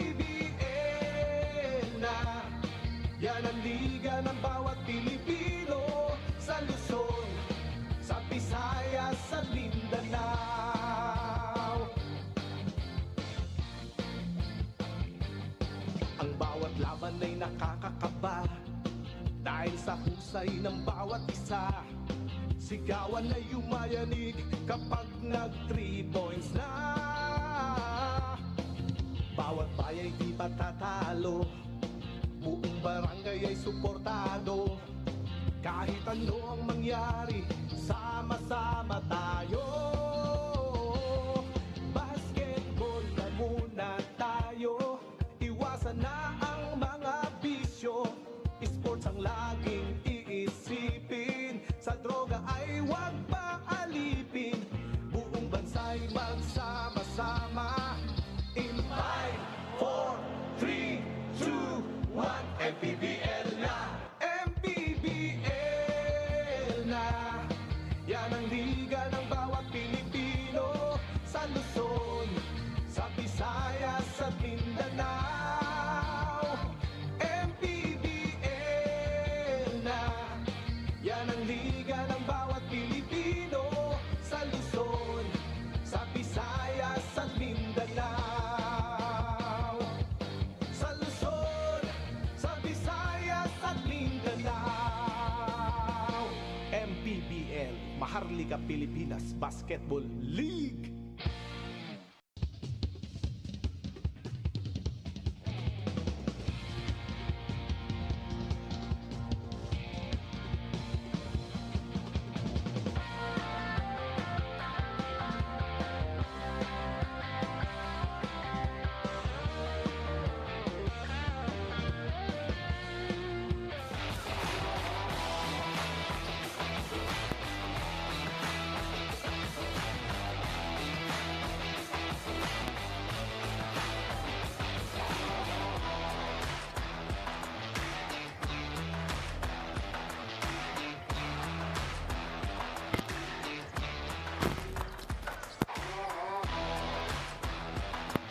Our halftime score is 40-34 in favor of the Quezon Huskers. They led by as many as 12 points. And for 17 and a half minutes in this game, just full control for Gabanal and company. Well, talk about Quezon, no? Gabanal trying to pick up where he left off. Quezon making 6 threes already. They made 10 in game 1. So obviously that's a better clip for them. Judel Fuentes, you know, ang ganda nung pasok niya na naman, you know, as we've been saying all season long. Parañaque though, they had, you know, to finish the quarter, they showed a stretch wherein they could make some stops, and I think that's going to be the key for them. Because they played the inside game. JP Sarao playing much better, scoring in double figures. You know, I think there's, you know, you could see them. If I'm Coach Mike, I'm telling my team, we didn't shoot the ball well from the outside. Only 32 compared to 45. And yet we're only down by 6. And they got a little bit of momentum right there, especially after the foul by Gonzalez. That trimmed the lead down to 6. But the assist department, you know, Quezon, 13 of the 14 made field goals. That's been the story for them. So if you're Parañaque, you're looking to disrupt their offense, their rhythm, you know, forcing turnovers, getting on the break, scoring on the other side with 3-on-2s or 4-on-3s. Judel Fuentes has made the most out of those assists. He's in double figures alongside JP Sarao, has been very aggressive with 15 points already in his campaign. In the playoffs, he had 21 in game 1 versus Zamboanga and 14 in game number 2. So this is already his second best scoring performance in the postseason. And you mentioned that bit of momentum that they were able to build. It was actually a 6-0 run to end the second quarter for the Parañaque Patriots. Can it actually translate immediately to the third frame? That I believe started, if my memory serves me right, with that offensive rebound by JP Sarao on the stick back. Or maybe that was Paulo Castro, but either or, right now, Parañaque, to me, the first 5 minutes of this quarter, crucial for them. I think if they're able to maybe tie the ball game or get the lead, it's going to be a different ball game. An interesting change for them. It's Paulo Castro starting in lieu of Joshua Galliano. And can Gabanal maximize that, as it is a three-pointer missed by Alcala, ball tapped away by Piso. And they get the first stop of the third quarter, and to your point, playing it small. And, you know, they probably like that matchup of the small defending Gab-Banal on the post instead of them, you know, running their sets, those screens, those zoom actions, screen-to-screener actions, you know, and then you're moving the basketball because at least pag sa poste, it's quite predictable kung saan pupunta yung bola. Let's say that would be effective in the next possessions for the Parañaque Patriots, but they would want to convert as well off of his baseline inbound. It's Jello Razon running to the corner, and he's blocked by Alcala. I thought he hesitated to shoot that ball, and when he changed his mind at the last moment, nung gusto niya nang itira, nandun na yung depensa kasi sumabit na yung screen eh. Si Mayor Mark, pero ang ganda rin ng recovery niya. Almost a 5-second violation. Recovery for Oduba, and he's fouled. You see the mental lapses on the part of Quezon, so really shooting themselves in the foot, you know, to end that second quarter with that foul in the first defensive possession. In this one, shot clock winding down and giving up another foul. Same guy at the line, Oduba. Yun nga lamang, mintis yung unang free throw. That's his first miss tonight from the stripe. 4 out of 5 for John Oduba. Second one. Another miss. Bit cold off of their locker room talk. Bigat ng dalawang mintis na yun. Kaya nga. The run could have been 8-0 already, stretching from the second frame. Anytime you miss 2 free throws, Migs, it's like committing a turnover. It is Alcala up top with 5 to work with. They go to Opiso. Catch and shoot. That's a 3. And to add insult to injury after the 2 missed free throws, ang pumalit sa kabila, 3 points pa. It's like a 5-point swing. Thus, it is a 9-point lead for Quezon. Pass inside, a beautiful feed, but a sorry miss for Big Boy. Here's LJ Gonzalez. 2-man game with Bunyag. Gonzalez, Banal onto Christian. Out of time for Quezon. Opiso at the middle. Up top, LJ for 3. Short. Rebound onto Oduba. It's number 6 now for John Oduba in terms of his boards. Screen by John. He is the roller. He decided to shoot, but that was too strong. And here's Hernandez on the second try. He was bothered, and it's a walk. Well, excellent defense that time. Walling up was Gab-Banal and Gonzalez at the bottom. You see right here on top, Gab-Banal at the bottom, Gonzalez, and then the wall up by Gonzalez from behind, forcing the turnover. Excellent Quezon wall-up defense that time. That is turnover number 9 for Parañaque in this game. Back with LJ. Gonzalez attacking and feeding. Gab-Banal straight away 3. Off to the left. Rebound Castro.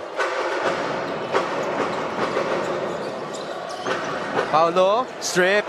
And here's LJ working with Gab-Banal. The easiest 2 points for the former MVP. He starts off the game with a layup and starts the third quarter with a layup also off that steal by LJ Gonzalez. That was steal number 2 already for LJ and 8 points for Gab-Banal. Almost a turnover for Parañaque. And we have a challenge. Yep. Well defended that time was that small to big ball screen action ng Parañaque. And this was the cookies and the dime. Gonzalez to Banal. Our fast break of the game brought to you by Sports Max, powered by Play Max, the official online entertainment partner of the MPBL. Win to the max. Let me rephrase. Biscuit. Biscuit. Oh, biscuit. Okay naman na yung cookie. Okay na Biscuit yun. at piso.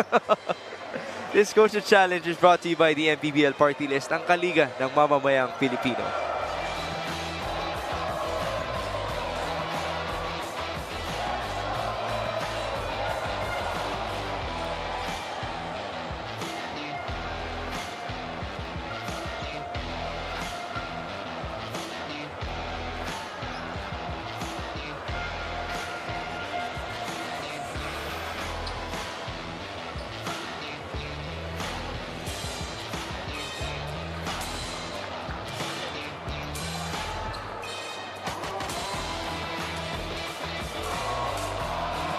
The challenge of the Quezon Huskers is successful.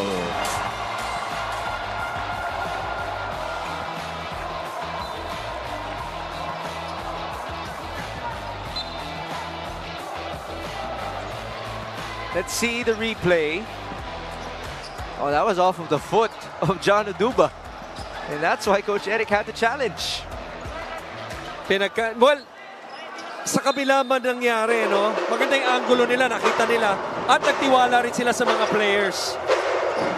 But then again, it started with that coverage, that small to big, ball-screen defense, but also good individual defense by Parañaque. Manalang on Gonzalez, forcing the turnover, getting a hand on it, and then tumama yung bola sa paa ni Gonzalez outside. Back with Philip. He will work with JP Sarao. Top scorer Parañaque handing it off. There's their second top scorer. That was short for Jello. Battle for the loose ball. It ends up with Parañaque. And a gimme for JP. The gang rebounding offensively working that time. Labanan ng bola. And then yung pag-chase down itong si Manalang for the loose ball. And the pass underneath, libre si Sarao. Philip Manalang, that was only his second assist in this game. And that's what I meant on the post-up. You see Parañaque ready for the double, gets the steal. Now has a chance to score on the break. This is big. A miss from Philip. 2 points to show for as well for Philip Manalang. Panalo on the other end is fouled. So the opportunities nandyan para sa Parañaque. That was a 4-on-2 for a while on the other end, but because of the mishandle, naging 4-on-3, ended up, instead of a layup, lower percentage shot from the outside, and then quickly on the other end, si Gab Banal, umatake, na foul pa, but, going back, we mentioned this with, with you observing the small lineup to start the quarter, trying to predict the offense, kung ano pupuntahan ng Quezon, pinuntahan nila sa poste, pero nakita mo, ready na yung double team, na-force sila yung turnover. Can we see a switch up as well for these Quezon Huskers, or will they continue to trust in Gab Banal? I would still continue, to go to Gab Banal, because on the other end, anytime you have a double team, that's an advantage offensively. Magkakalibre na. Alam mo na magkakalibre sa opensa mo. But now let's put our trust onto Andrea Embisio, who has a report for us. During halftime, pinag-usapan sa dugout ng Parañaque how they haven't been doing much to address the three-point shooting nitong Huskers. So for the second half, they'll be trying different schemes. Pero ang pinaka-inaalala ni Coach Mike Sagigit is how his boys are allowing themselves to be bothered by outside factors, causing them to be out of focus. Moving on, even if JP Sarao is inside the court, inside the dugout, may iniinda siyang sakit sa kanyang lower chest. According to their team PT, he sustained a right chest contusion since his heavy breathing. Back to you guys. Ooh, that's a challenge for JP. Right chest contusion. Hirap huminga. And yet he's playing like this. The leading scorer Parañaque. So, how long can he sustain this? Well, I'm going to quote the GOAT, the great Michael Jordan, on this. Your bodies may be tired or hurting, but your heart should not. Right. And yun yung pinapakita ni JP Sarao ngayon. Ang maganda dito, if not for that report, hindi natin mapapansin yun. I don't even see him grimacing. Yeah. And other players, they like that attention. Yung pinapakitang may masakit sa kanila, di ba? And then lalaro, di ba? Pero si JP Sarao, lumalaro lang, may sumasakit na pala, pero hindi mo mahalata. No? So, kundi lang dahil kay Andrea, hindi natin malalaman yun. And with what you said, I bring everybody back to my conversation with JR Olegario. Kanina na-mention ko, JP Sarao is that type of leader who rarely talks. Right. And when he talks, everybody listens. Right. I asked JR, why do you think that is? Sagot niya, ang puso ni JP Sarao. Yes, sir. There you go. Well, this is a guy who already experienced a championship back in Season 4. He wants to get back up there. Yeah. Then dalawa ni Philip Manalang. Correct. And I think aside from heart, they're going to have to maintain their composure. And that's been evident, at least for the first 3.5 minutes and so, to this third quarter. Kaya nabababa nila yung kalamangan at hindi pa lumolobo. Andrea's report certainly agreed with that. This is JR Olegario, who misfires. He hasn't really found his mark in the series. 0 points so far in game number 2. And even in game number 1, 𝗦𝗢𝗩𝗜𝗦𝗜𝗢𝗡 got the worst compared to topping Nagrama. Only 2 points for JR. 45-36, Gonzalez. Nice stop, but a sorry miss. An excellent off-ball defense by Jello Razon on Fuentes that time, who was set up with a staggered screens on top. But you talk about having an excellent game. This guy, number 23, not for the Lakers, but for Parañaque, JP Sarao, having a splendid ball game in a do-or-die game. For a while there, I was surprised that you mentioned the Lakers because you recently quoted Michael Jordan. JP Sarao now off the bench with 20 big points. So with still 5 minutes left dito sa third quarter. He's 1 away from tying his playoff high. Okay, this is coming off of a 3-pointer. He also made timely threes versus Zamboanga. Derecho oh. Mabigat dito. Yung closeout, the same as yung first closeout. Nung first half, pangalawang 3-pointer na ni JP to This is one good way to remind everybody that he's the all-star. Oh, there you go. You saw that? Yes, yes. There's the injury to JP Sarao. This free throw is brought to you by Extreme Appliances, ang subok at kompletong appliance brand ng Pilipinas. I was about to raise up the point that he was one of the all-stars of Parañaque alongside Jello Razon. And that was the first appearance as well of JP Sarao in the all-star game. Tama.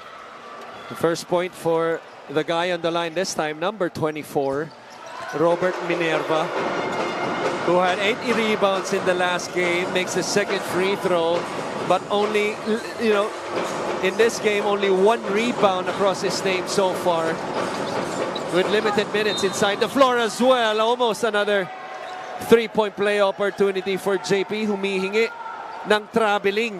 Itong si Minerva.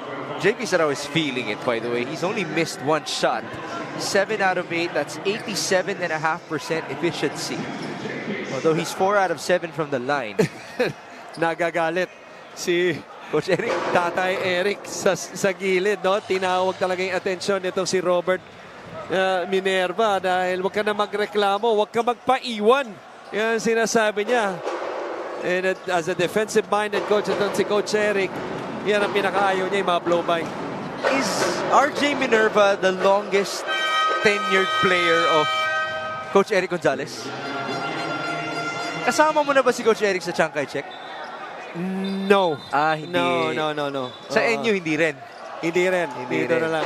So, ikaw lang pala. He was still with FEU. Alright. During that time. Here's RJ to bring the ball down, met by John Aduba. The lead is 6, only a 2-possession game. Under 5 minutes in the third, Minerva. They give it up to Fuentes with 10 on the shot clock. Judel goes right. The turnaround, tough shot, no good. Good help by 𝗦𝗢𝗩𝗜𝗦𝗜𝗦𝗦𝗢𝗏. But not enough. Back with the Huskers. Fuentes. Oh, that's a foul on JP. And that's one thing, if I'm Quezon, I would continue that action. That ball screen towards the baseline, that's one action. Really tough to guard, especially if it's an empty corner situation. Because you're going to force the tag on the weak side and somebody's going to open up with an open shot. Either a dive to the basket or a weak side shot. Off of the baseline inbound. Topping Nagrama goes to Minerva. Nice feed onto Bunyag. Now, all created by that play out of bounds created confusion on the defense na part ng Parañaque, and the jump pass, big man to big man. Minerva kay Bunyag, nakakuha pa ng agaw si Minerva, so ang ganda ng bawi niya after ng fall kay JP Sarao. And Quezon continue with some momentum. That was off of the hands of JP Sarao, who could not run for the ball. And now Pido will return, replacing JR 𝗦𝗢𝗩𝗦𝗦𝗦𝗢𝗏. So a good decision on the part of Quezon as you see the Suzuki replay. This is our play of the game, brought to you by Suzuki. To keep Robert Minerva in the game. May tumatakbo na sa gilid after nung foul na yun kay JP Sarao, pero pinawi nila yung takbo, pinabalik yung tao. I believe it was Gravera. Fuentes able to score from the mid-range. Ito na ulit, itong Quezon sumasagot sa maliit na takbo nitong Parañaque. 10 na ulit yung kalamangan. Manalang to try to answer back. That's short. Continues to struggle. Philip Manalang shooting the ball from the outside. One of 6 after that shot. 1 for 9 in game 1.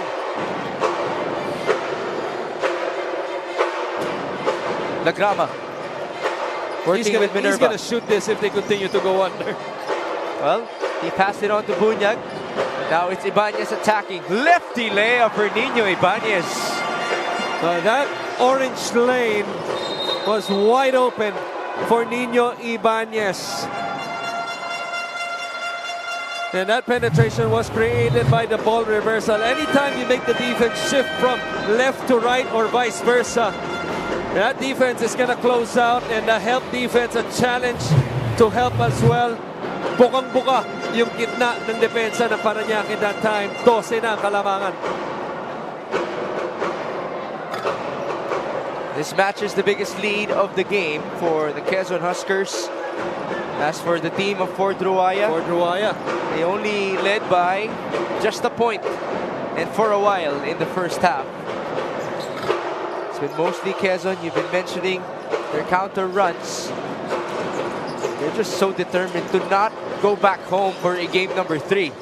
Either way, they will go back home, because if they proceed to the South Finals, they will host game number 1 against either Batangas or South Cotabato. Spread ball screen, Fuentes and Bunyag. It's a 3 for Jadel. No foul, but the bucket for Jadel Fuentes. And I'll say it again. Oh my! 15 points now for Fuentes. Sarao inside.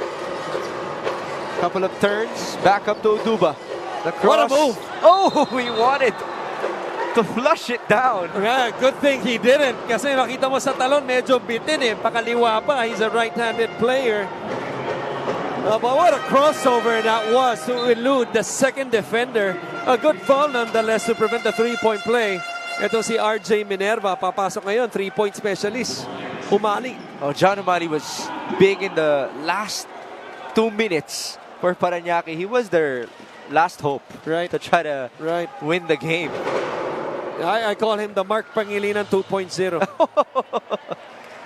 A big shout out once again to Tito Mark Pangilinan, and a belated happy birthday to him. There's Jamal Vizcara, who was once upon a time a part of the Parañaque team in the inaugural season, right? Also a former teammate of mine in UST. Jamal was one of those guys who brought Parañaque to the South Finals. Right, 1 game away from the finals. I remember because that happened in Muntinlupa. Natalo sila sa Muntinlupa. And then Batangas won that inaugural season against Muntinlupa. Alan Mangahas and company. Chito Jaime? Chito Jaime, yeah. Bilis, no? Oh, 2018 yun. We're very happy for the progress of the MPBL, as now it is a steal by Utuba and no counter steal. The lead is a dozen. Razon, tough layup, no good. Utuba, no cleanup. One more, Jello, basket and 1. Not out of the woods yet. Etong Quezon, it felt like the last 2 minutes that they were trying to blow this game out. Pero itong Parañaque, they just keep coming at you. They just keep fighting. This time, 2 chances at the rim. One of the smaller guys, smaller guards for Parañaque, getting the offensive rebound and the strong finish. And an extra free throw coming up. Jello Razon with yet another try from the stripe. He's 4 out of 6 so far. And because of the insertion of John Umali, yung adjustment din ni Coach Eric, pwede siya mag-small lineup with Gab Banal at the 4. He has a 2 number 77s going up against each other. Umali and Banal. Gonzalez up top to Tamzi. They go to Gab with some patience. LJ down the middle. Nice escape and the feed to Christian Bunyag. Great pass by LJ. Hockey assist by Gab Banal. The catch and go. And the drive and the dime. Ang ganda nung ginawa ni Gonzalez. That's assist number 5 for LJ. Allowing him to surpass his season average. John Aduba, no jam, but 2 points. He was determined that time to slam that one. Nonetheless, 2 points para kay Oduba. Coach Eric certainly not happy with the type of defense on that possession. On the other end, it's Fuentes with a beautiful fake. What a move. What a move. 17 for Jadel. Eh, kung merong Mark Pangilinan 2.0, ito. 𝗦𝗢𝗨𝗧𝗛 na 2.0. Baka mas mahusay pa. No disrespect to 𝗦𝗢𝗨𝗧𝗛, but Jadel Fuentes, kakaiba rin to. Yes.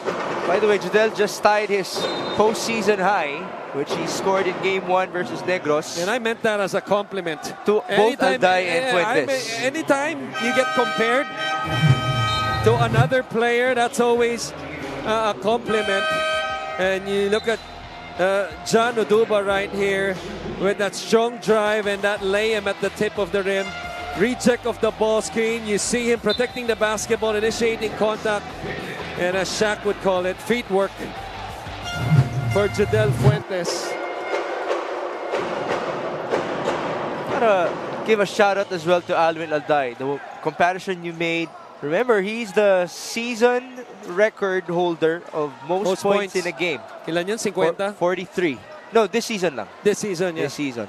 Viernes still has the 50. I remember covering that game in Caloocan. The 43 of Alday? Yeah. It was in Binyan. Yes, Binyan. There you go, yeah. Last game of the season yata yun, or second to the last, something like that. Manalong converting from the line before he sits on the bench. He has 4 points so far. Castro is back. Paulo will have to neutralize this guy, LJ Gonzalez. LJ has 4, 5, and 5 as his stats in this game. Fuentes for 3. No good. Nice box by Gravera.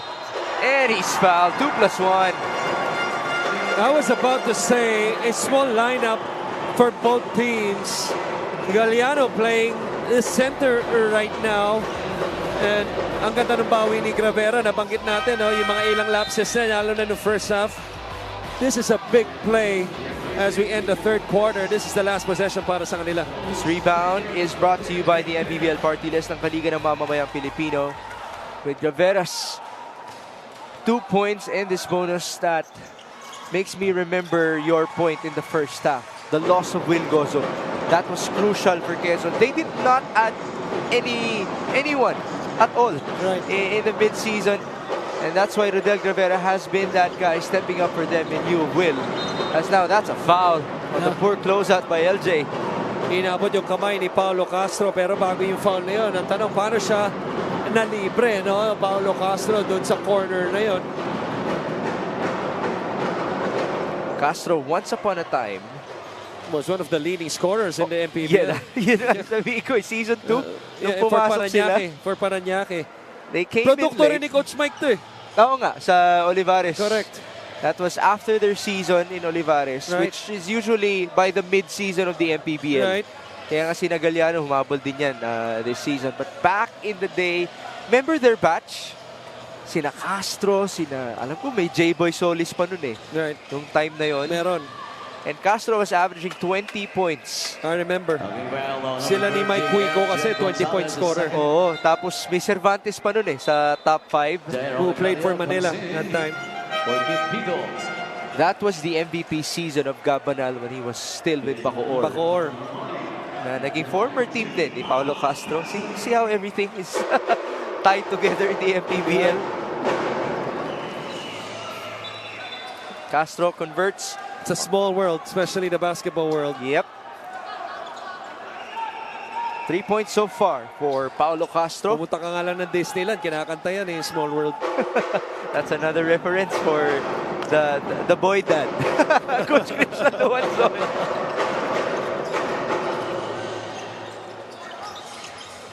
"12 seconds before the end of the third." So nagkaroon pa ng extra possession, no? Because of that foul, itong Quezon. Can they maximize? Yun lang ang bigat. Coach Eric immediately challenging.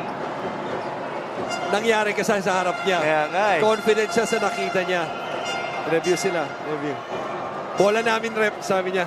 Pasang-pasa ko na yung mga sinasabi ni Coach Eric Gonzalez. How different is he as a head coach compared to when he's an assistant? He's more passionate as a head coach.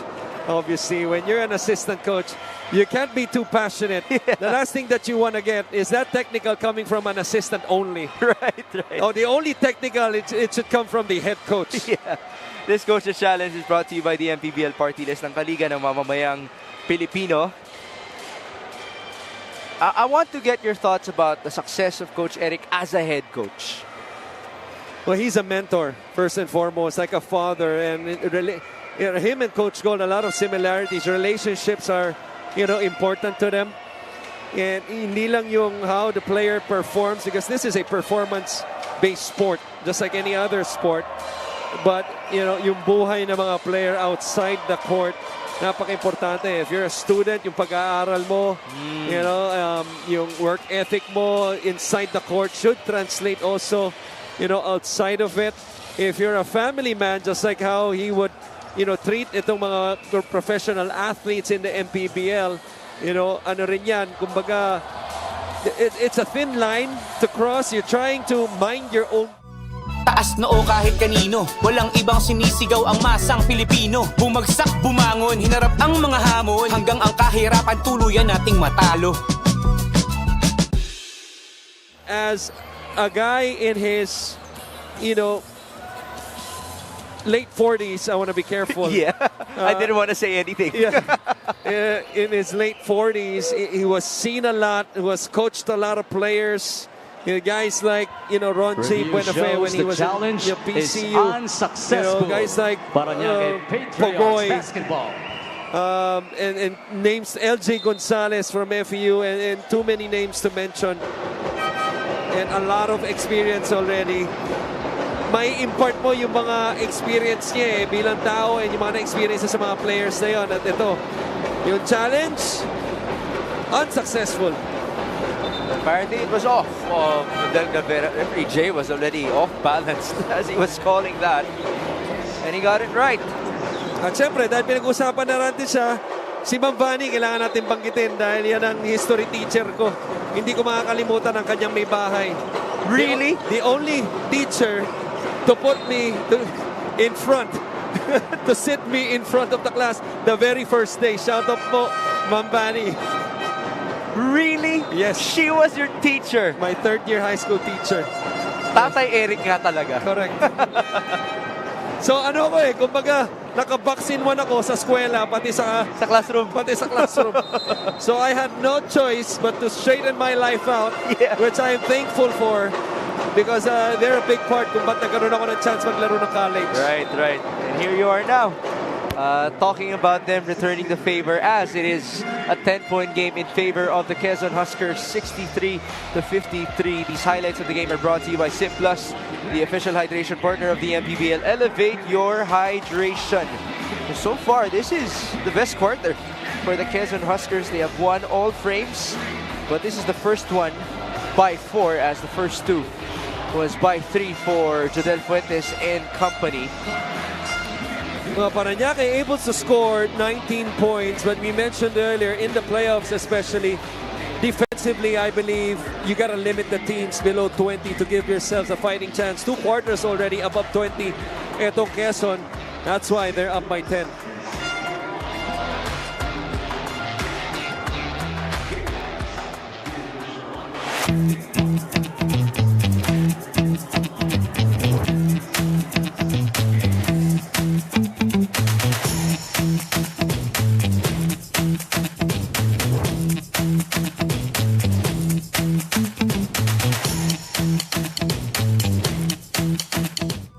Taas noo kahit kanino, walang ibang sinisigaw ang masang Pilipino. Bumagsak, bumangon, hinarap ang mga hamon, hanggang ang kahirapan tuluyan nating matalo.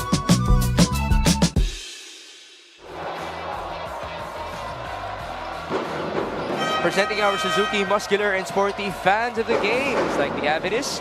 Do more and achieve more with the muscular and sporty scooter from Suzuki, the Avenus. Oras na para magmotor. Gotta love these guys present inside the Batangas City Coliseum, as we now present to you the numbers in game number 1 for Jodel Fuentes, matching his season average. Well, Jodel Fuentes one of the prolific scorers we have in the league. And when you're a scorer, you're not just a player who could put the ball in the hoop. You could create your own shots, let alone in a system wherein 50% or more, I don't know the exact number or the percentage, the plays are designed for you. You just have no choice but to get yourself into basketball shape, use those screens, and then shoot. Just keep shooting. As Nemo would say, just keep shooting. Naisingit pa yun. As you take a look at our quarter scoring, again, it's +3 for Quezon in the first 2 quarters and +4 in the third. Let me correct myself. That was Dory. Dory. Not Nemo. Still, from Finding Nemo. Right. But, okay, back to basketball. There you go. You mentioned the conditioning for 𝗦𝗩𝗜𝗓𝗏. Yeah. That has been crucial for a shooter and for him. He goes jogging, actually. Does some extra work for himself. Right. Yung off the ball kasi. Ako rin naman, pero bakit ako hindi ako kondisyon? Anong klaseng jogging ang ginagawa niya? Ano yan? Baka yung kain. Yung kain. Doon yung bawi mo. Continue, go. You know, in terms of off the ball movement, isn't Stephen Curry just a beautiful example for shooters? All world. I'm not gonna go there because Steph Curry is on a different level, and he's on a level of his own. There's no comparison to Steph Curry. Well, again, just an example. Yeah, but the thing with playing off ball, okay, defensively it's harder to guard rather than playing on ball. And I'm gonna reference my coach here because Coach Code would always tell our players on ball. Ang iniisip mo lang is the guy in front of you. On ball, you're thinking of not only the guy you're guarding, but also the other 3 guys, depending on who's close to you. Because if one guy goes backdoor or one guy gets beat, it's the help's responsibility to help yung naiwanan. And then tulad nung kanina, helping the helper. Kung sino yung humelp, tutulungan mo rin yung humelp. So it's a chain reaction wherein everybody has to be alert. Because it's always 1 versus 5. Yeah. So, offensively, off ball, you're not going up against the guy guarding you. You're also going up against the guy, guarding the other players yung nagbibigay ng screens. Yes. Whether it's a switch or a hedge, a hard show, and having a big guy in front of you on a switch or maybe a smaller guy, depending on the situation. So, to score like 𝗦𝗩𝗜𝗓𝗏 as a prolific scorer, as you see, is that 𝗬𝗓𝗓? Yeah, that's 𝗬𝗓𝗓. 𝗬𝗓𝗓 on the floor. For him to score in different manners, catch and shoot, putting the ball on the deck, it's just outstanding. Let's take a look at what happened. And it is really a good sign to see him on his feet, although 𝗬𝗓𝗓 is now limping, because this is a guy who has been bothered with major injuries. Shoulder, the knee. At some point, I even called him Iron Man. Mukha na siyang made of iron as of this moment. Well, he should be, because 2 things. He has the attitude. I'm just looking from the outside in. Attitude and the physique. And you're wearing number 24, man. Right. Represented very well. But now, it's Quezon represent with Dr. Helen Tan, who joins Andrea Endicio. That is right, Migs. Kasama ko nga dito ang isa sa pinaka-supportive na team owners dito sa MPBL. Walang iba kundi si Governor Helen Tan, the team owner of the Quezon Huskers. Good evening po, Governor. And Governor, nakwento po sa akin ni Attorney Don Capunan na hindi daw po nila alam na darating kayo. What made you decide to make a surprise visit and support your team tonight? Yeah, kasi I know this is a crucial game for Quezon Huskers.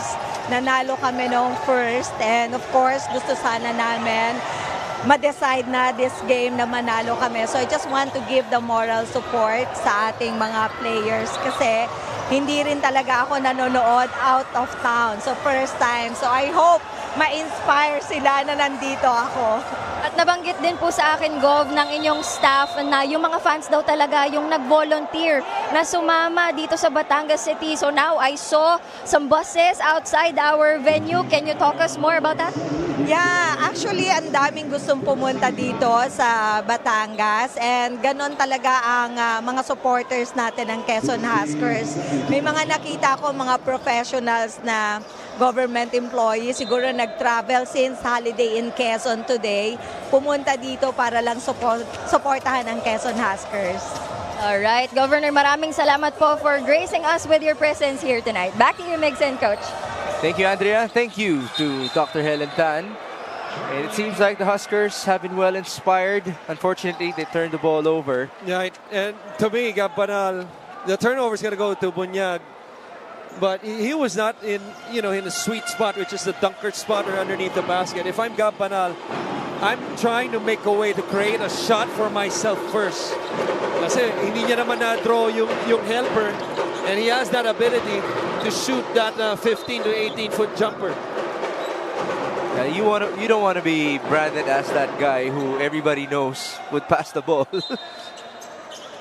So far in this game, Gabbanal has 3 assists and 8 points to his name.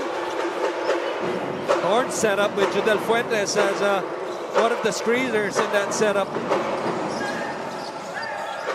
It is Bunyag from the mid-range. No good. Not a good shot. I thought he had a ball reversal to Judel Fuentes on his right wing. Razon down the middle. He lost the ball. Was it off of his hip? Apparently, yes. I think they're going to go to LJ this time. Maybe on a ball screen situation. He has been Mr. Fourth Quarter time and time again for these Huskers. 4.7 rebounds, 5 dimes for LJ. Oh, it's a dribble drive action. Banal giving it back to LJ. Here's LJ. The cross. And a miss for LJ. In and out. I was ready to say, I told you so. Fido. That's a walk. That's a walk. He got away with changing his pivot foot. Turnover nonetheless. Numbers. Gabbanal is hurt. He's holding onto his ankle, but it's a 3-pointer on the other end for Judel Fuentes. What a sweet-looking stroke that was. Catch and shoot in the corner in transition this time. Judel Fuentes. Now, there was a slogan in the 90s, you want to be like Mike? Well, Quezon has to start something here. I want to be like Judel. Oh, wow. Ang ganda ng jumper eh.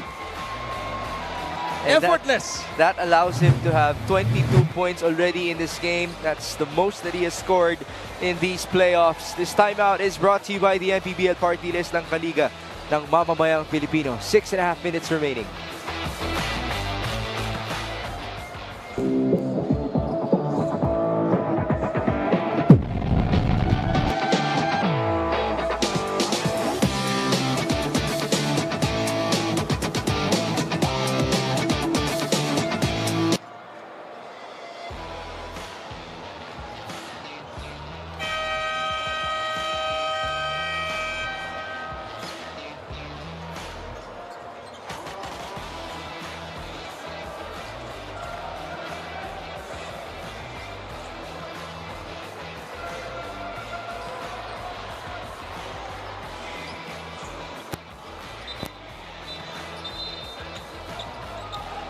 You see the numbers of JP Sarao, just massive improvement from 7 to 26 points. That would be his playoff high for the Parañaque Patriots.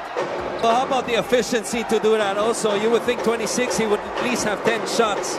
Very much similar, only 1 field goal higher, 9 attempts. 8 of 9 is JP. Could this be 9 of 10? He misses this one. Just barely missed it though on the in and out. In and out. And remember, his chest is hurting, as reported by Andrea. So it's been hard for his breathing in this matchup. Right. Physical po hindi po heartbroken. Para malinaw lang po. 68-57. Quezon still with the advantage. They've led since, what? Halfway through the opening frame. Right. Sarao off of the turn. 8 on the shot clock. Fernandez has a mismatch in the interior. Yeah, but it's a matchup zone though for Quezon. Manalo continues to struggle. Yeah, he is 0 out of 6 now from downtown, and Parañaque loses the ball. Ibanez pinasok na sa laro. Pinalitan si Gonzalez after that timeout. Gotta love the role given to him in these playoffs. Elevated minutes for Nino Ibanez.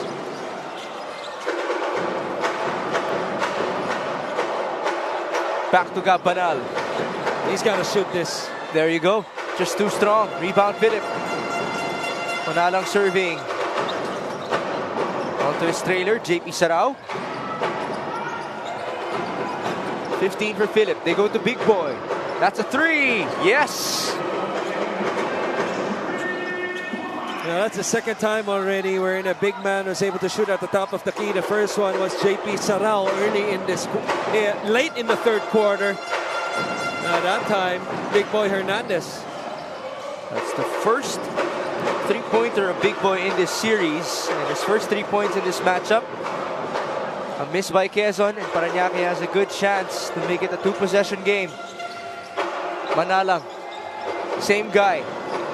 Hernandez now attacking, keeping his foot down on the ground, and it's all worth it for Big Boy Hernandez. That's worth another look. Initially, I thought it was good, but he might have changed this pivot, but I could be wrong.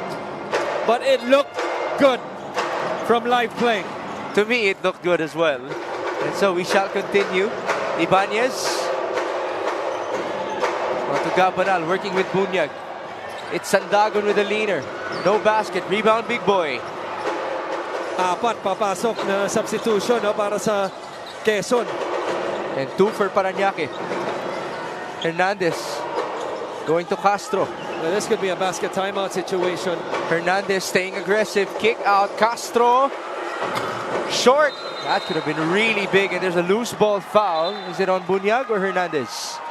I think it's against Quezon. Yeah, it's on Bunyag. Yeah. And that's he's his done. fifth one, yeah. Bunyag will now be replaced by RJ Minerva. Pasok din dito sina Jason Opiso, Francis Tamsi, and LJ Gonzalez.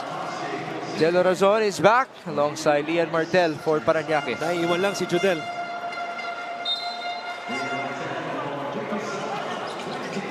Sarao sits down. Ooh! Manalang did not go away from where he was out of bounds. And here's Judel. I think it was Galliano because he opted for the jump pass without even being sure who to pass to. Long rebound, but another turnover. So that's 2 straight turnovers for Parañaque. And 15 in total for them. Could have trimmed the lead down to 4 or maybe 3. 68-62 Fuentes. Step back. Judel Fuentes. Cold-blooded. May mga tao hindi kaya mag-survive sa isla. Pag si Judel Fuentes ang kasama mo, mahirapan ka. Yes. Cannot leave one defender on Judel. Quezon on the run. And Opiso was fouled. Again, opportunities there for Parañaque. 2 straight turnovers led to this one. Isolation on top. You see the nudge. Separation, step back. Nothing but net. That's a clutch type of play from Judel Fuentes. As he mentioned, on an island. And now we have a couple of subs for Parañaque. Martel sits down. JP Sarao returns. Galliano fouled out. And so Keith Pida is back. And now this free throw is brought to you by Extreme Appliances. Ang subok at kompletong appliance brand ng Pilipinas. And which brings me back to your point earlier, yung lalim nitong Quezon that they have. How many coaches do you see less than 5 minutes in the fourth quarter, dikit ang laban, like a platoon substitution, right. Apat. Diba? Apat. Papalitan. Siyempre, iiwan mo si Fuentes. Oo. Fuentes is their top scorer with 24. 71-62. 3 minutes to go. Parañaque fighting for survival. That's a tough pass to receive. And another turnover. It was just too high and too long for Philip Manalang. Now this offense of Parañaque collapsing at the wrong time. Less than 3 minutes probably of kissing their season 6 goodbye.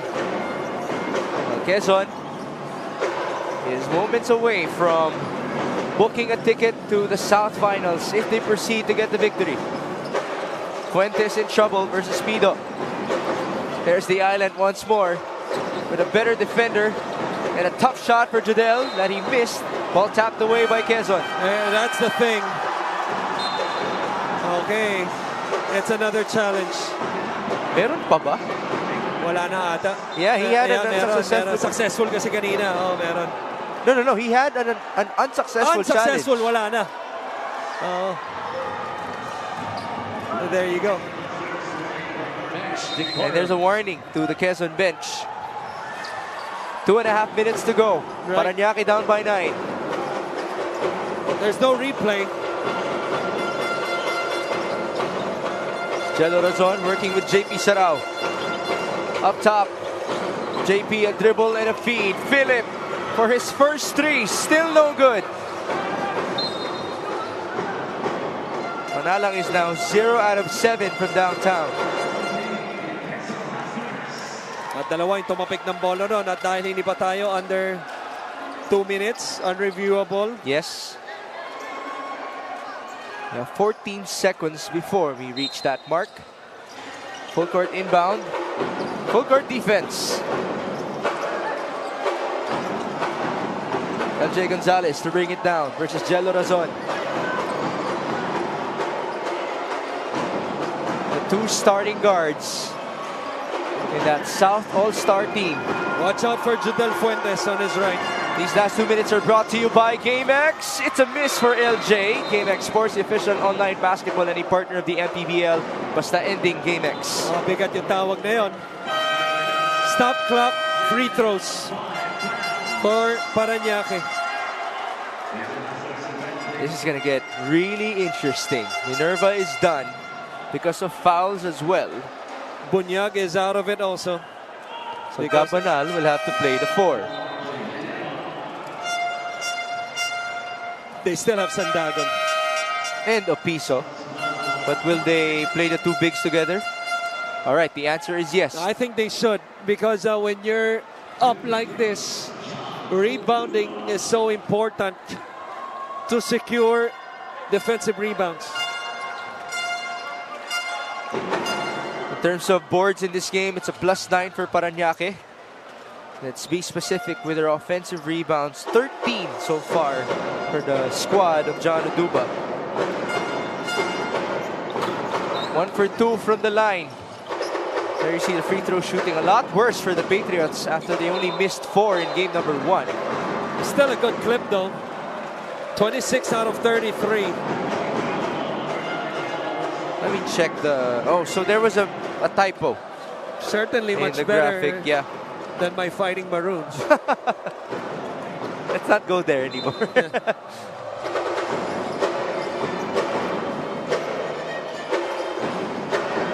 (71-63).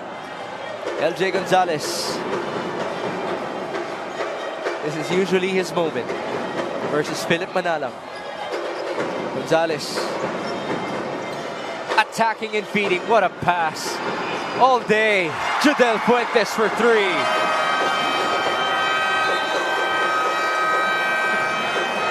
I think it's about time we call LJ Dr. LJ. You talk about an operation. He did this like a surgeon. Getting into the teeth and the perfect pass. Look how sharp that pass was. And what does Alvin Aday say? What do we call him? All day. Yes. That's all the time Fuentes had. And that shot, no question, the best player of this game. 27 points for Jodel, and the lead is 11 for Quezon Province.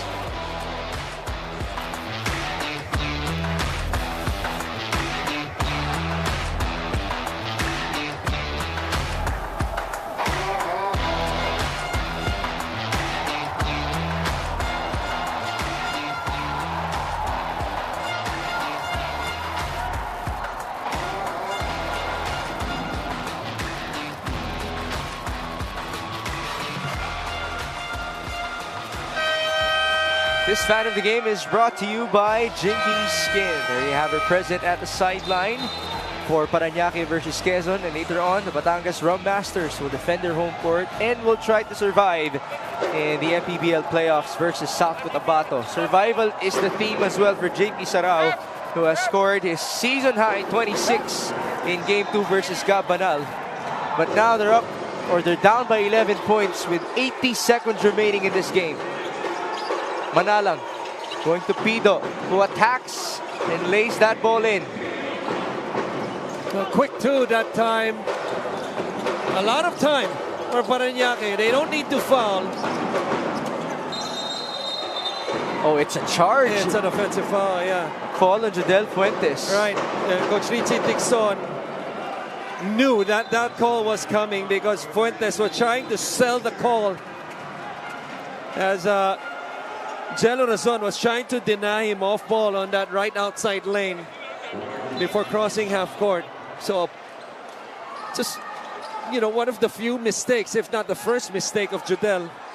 It felt like everything that he did was right in this game. Right. By the way, he has an index of 23, the best for the Quezon Huskers. Talking about Jodel Fuentes. Sideline for Jello. Here's JP Sarao. On to Philip Manalang.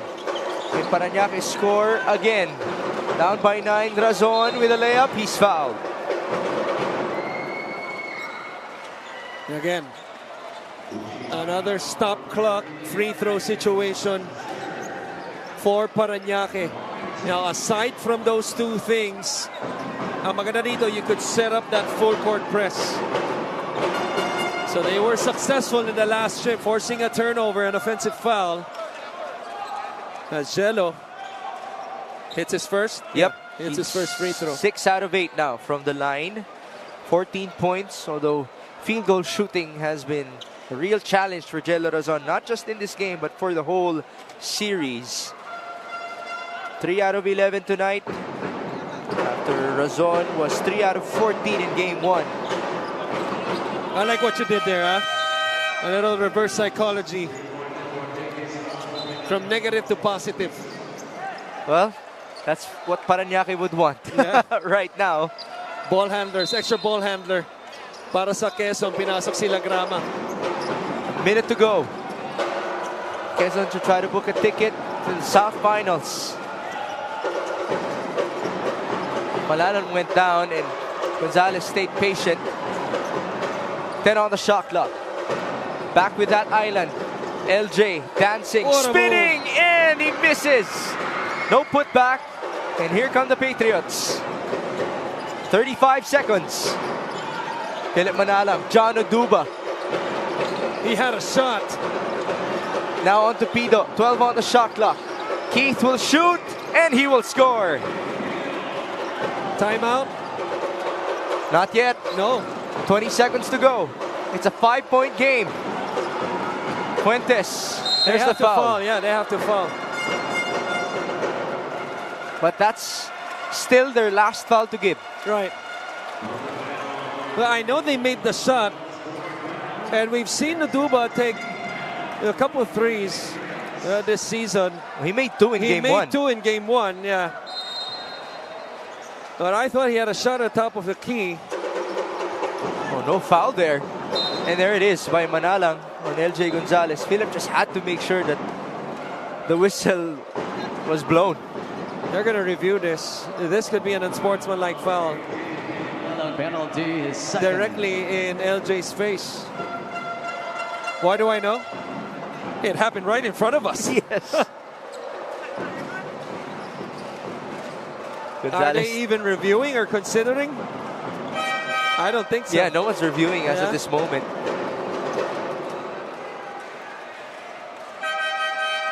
But then again, as I said, Philip just had to make sure that he was going to foul LJ Gonzalez.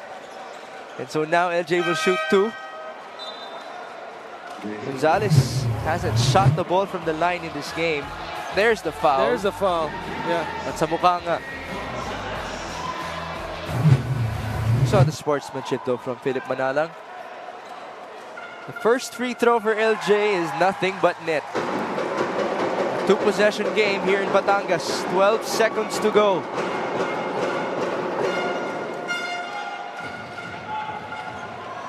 Can somebody channel his inner Reggie Miller from these Parañaque Patriots? That conversion was big. It makes it a 3-possession game in favor of the Huskers with 12 seconds remaining. We'll take a break and we'll be back. Let's see if Parañaque can survive for another day in the playoffs.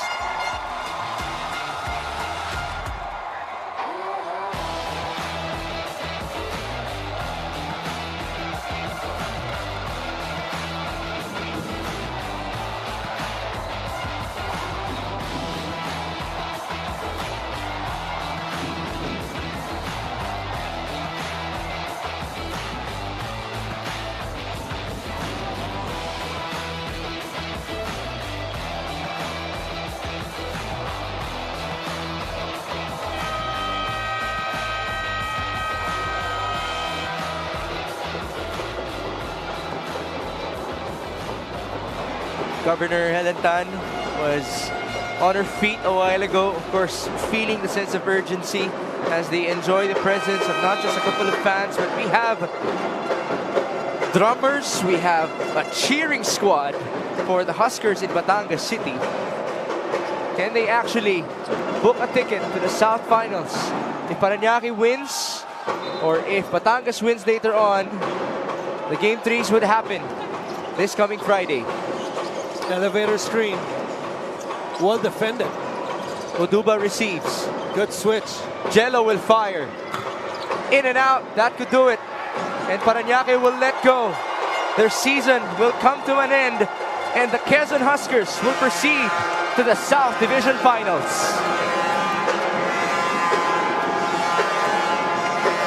Yeah, gotta credit Parañaque. They showed a lot of heart this season. One of the best crowds in the MPBL.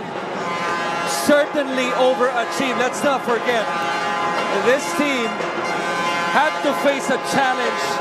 Marquis moving from Parañaque after suiting up for about 5 to 7 games for them, and then a new chapter within the season of playing without Marquis, making the playoffs, being a higher seeded contender in Zamboanga, but now they're falling to the #1 team in their division in Quezon.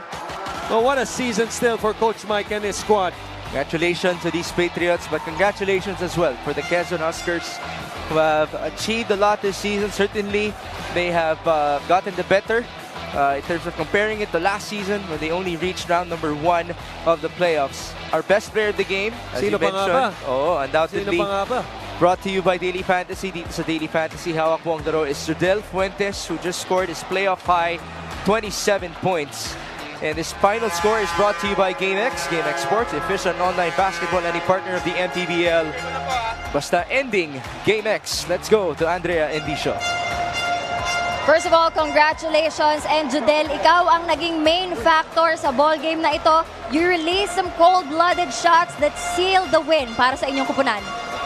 Una-una, nagpapasalamat ako kay Lord kasi yun naman hindi ko naman magagawa itong ginagawa ko ngayon dito kung wala siya. Kaya blessed ako na yung mga tira ko pumapasok, tsaka yung mga kasama ko na may tiwala sa akin na ipapasa sa akin yung bola.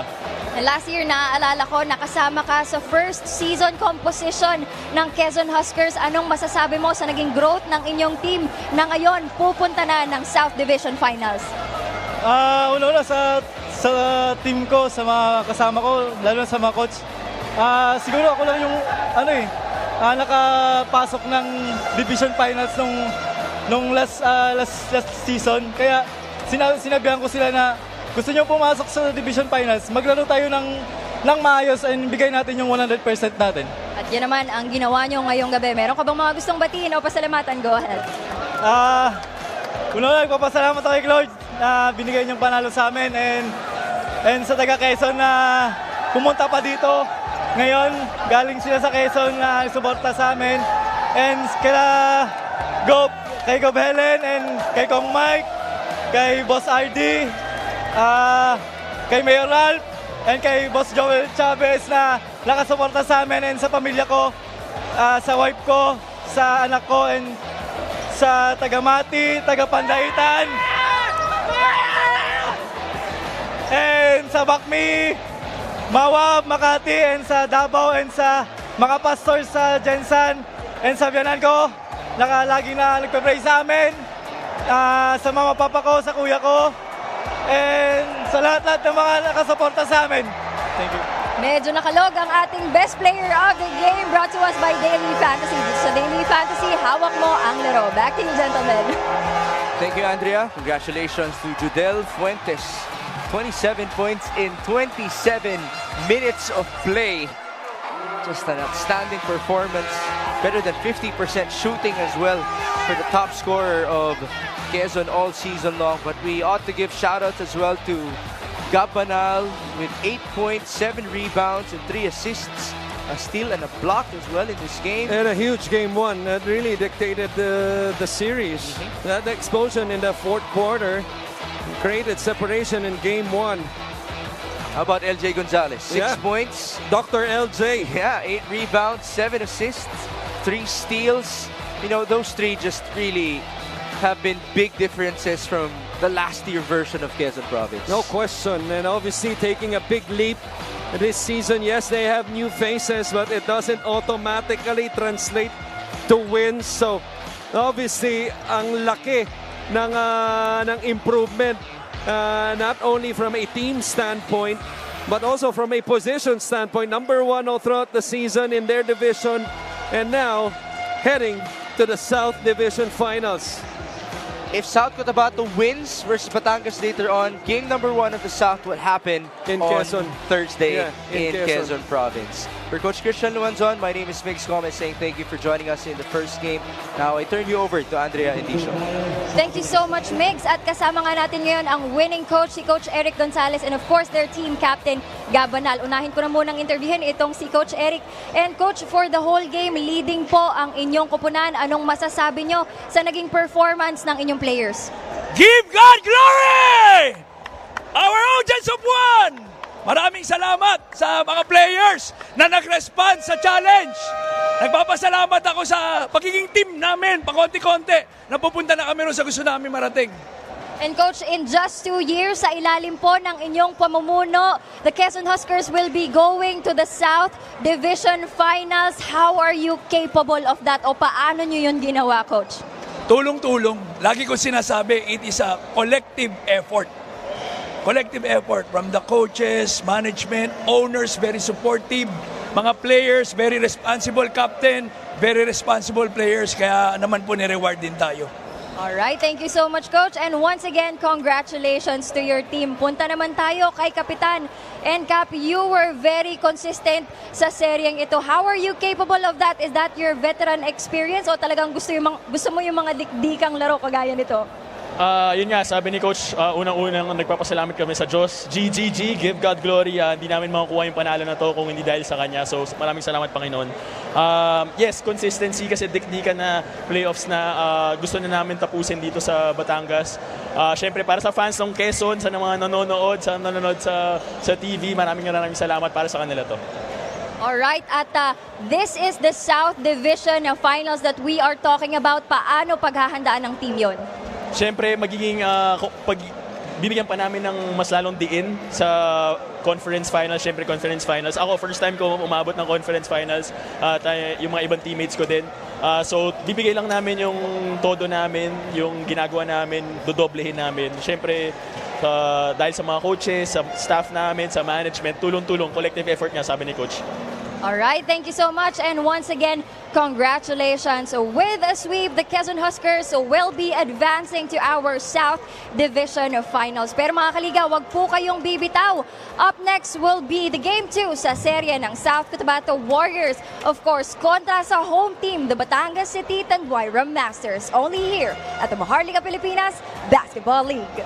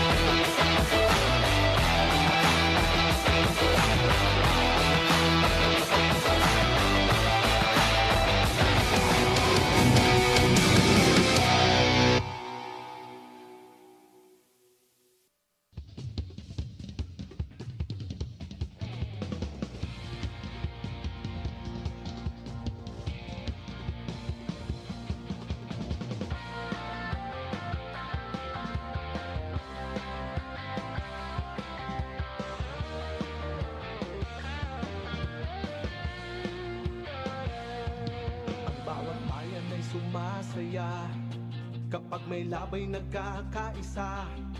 Luzon, Visayas, Mindanao, basketball na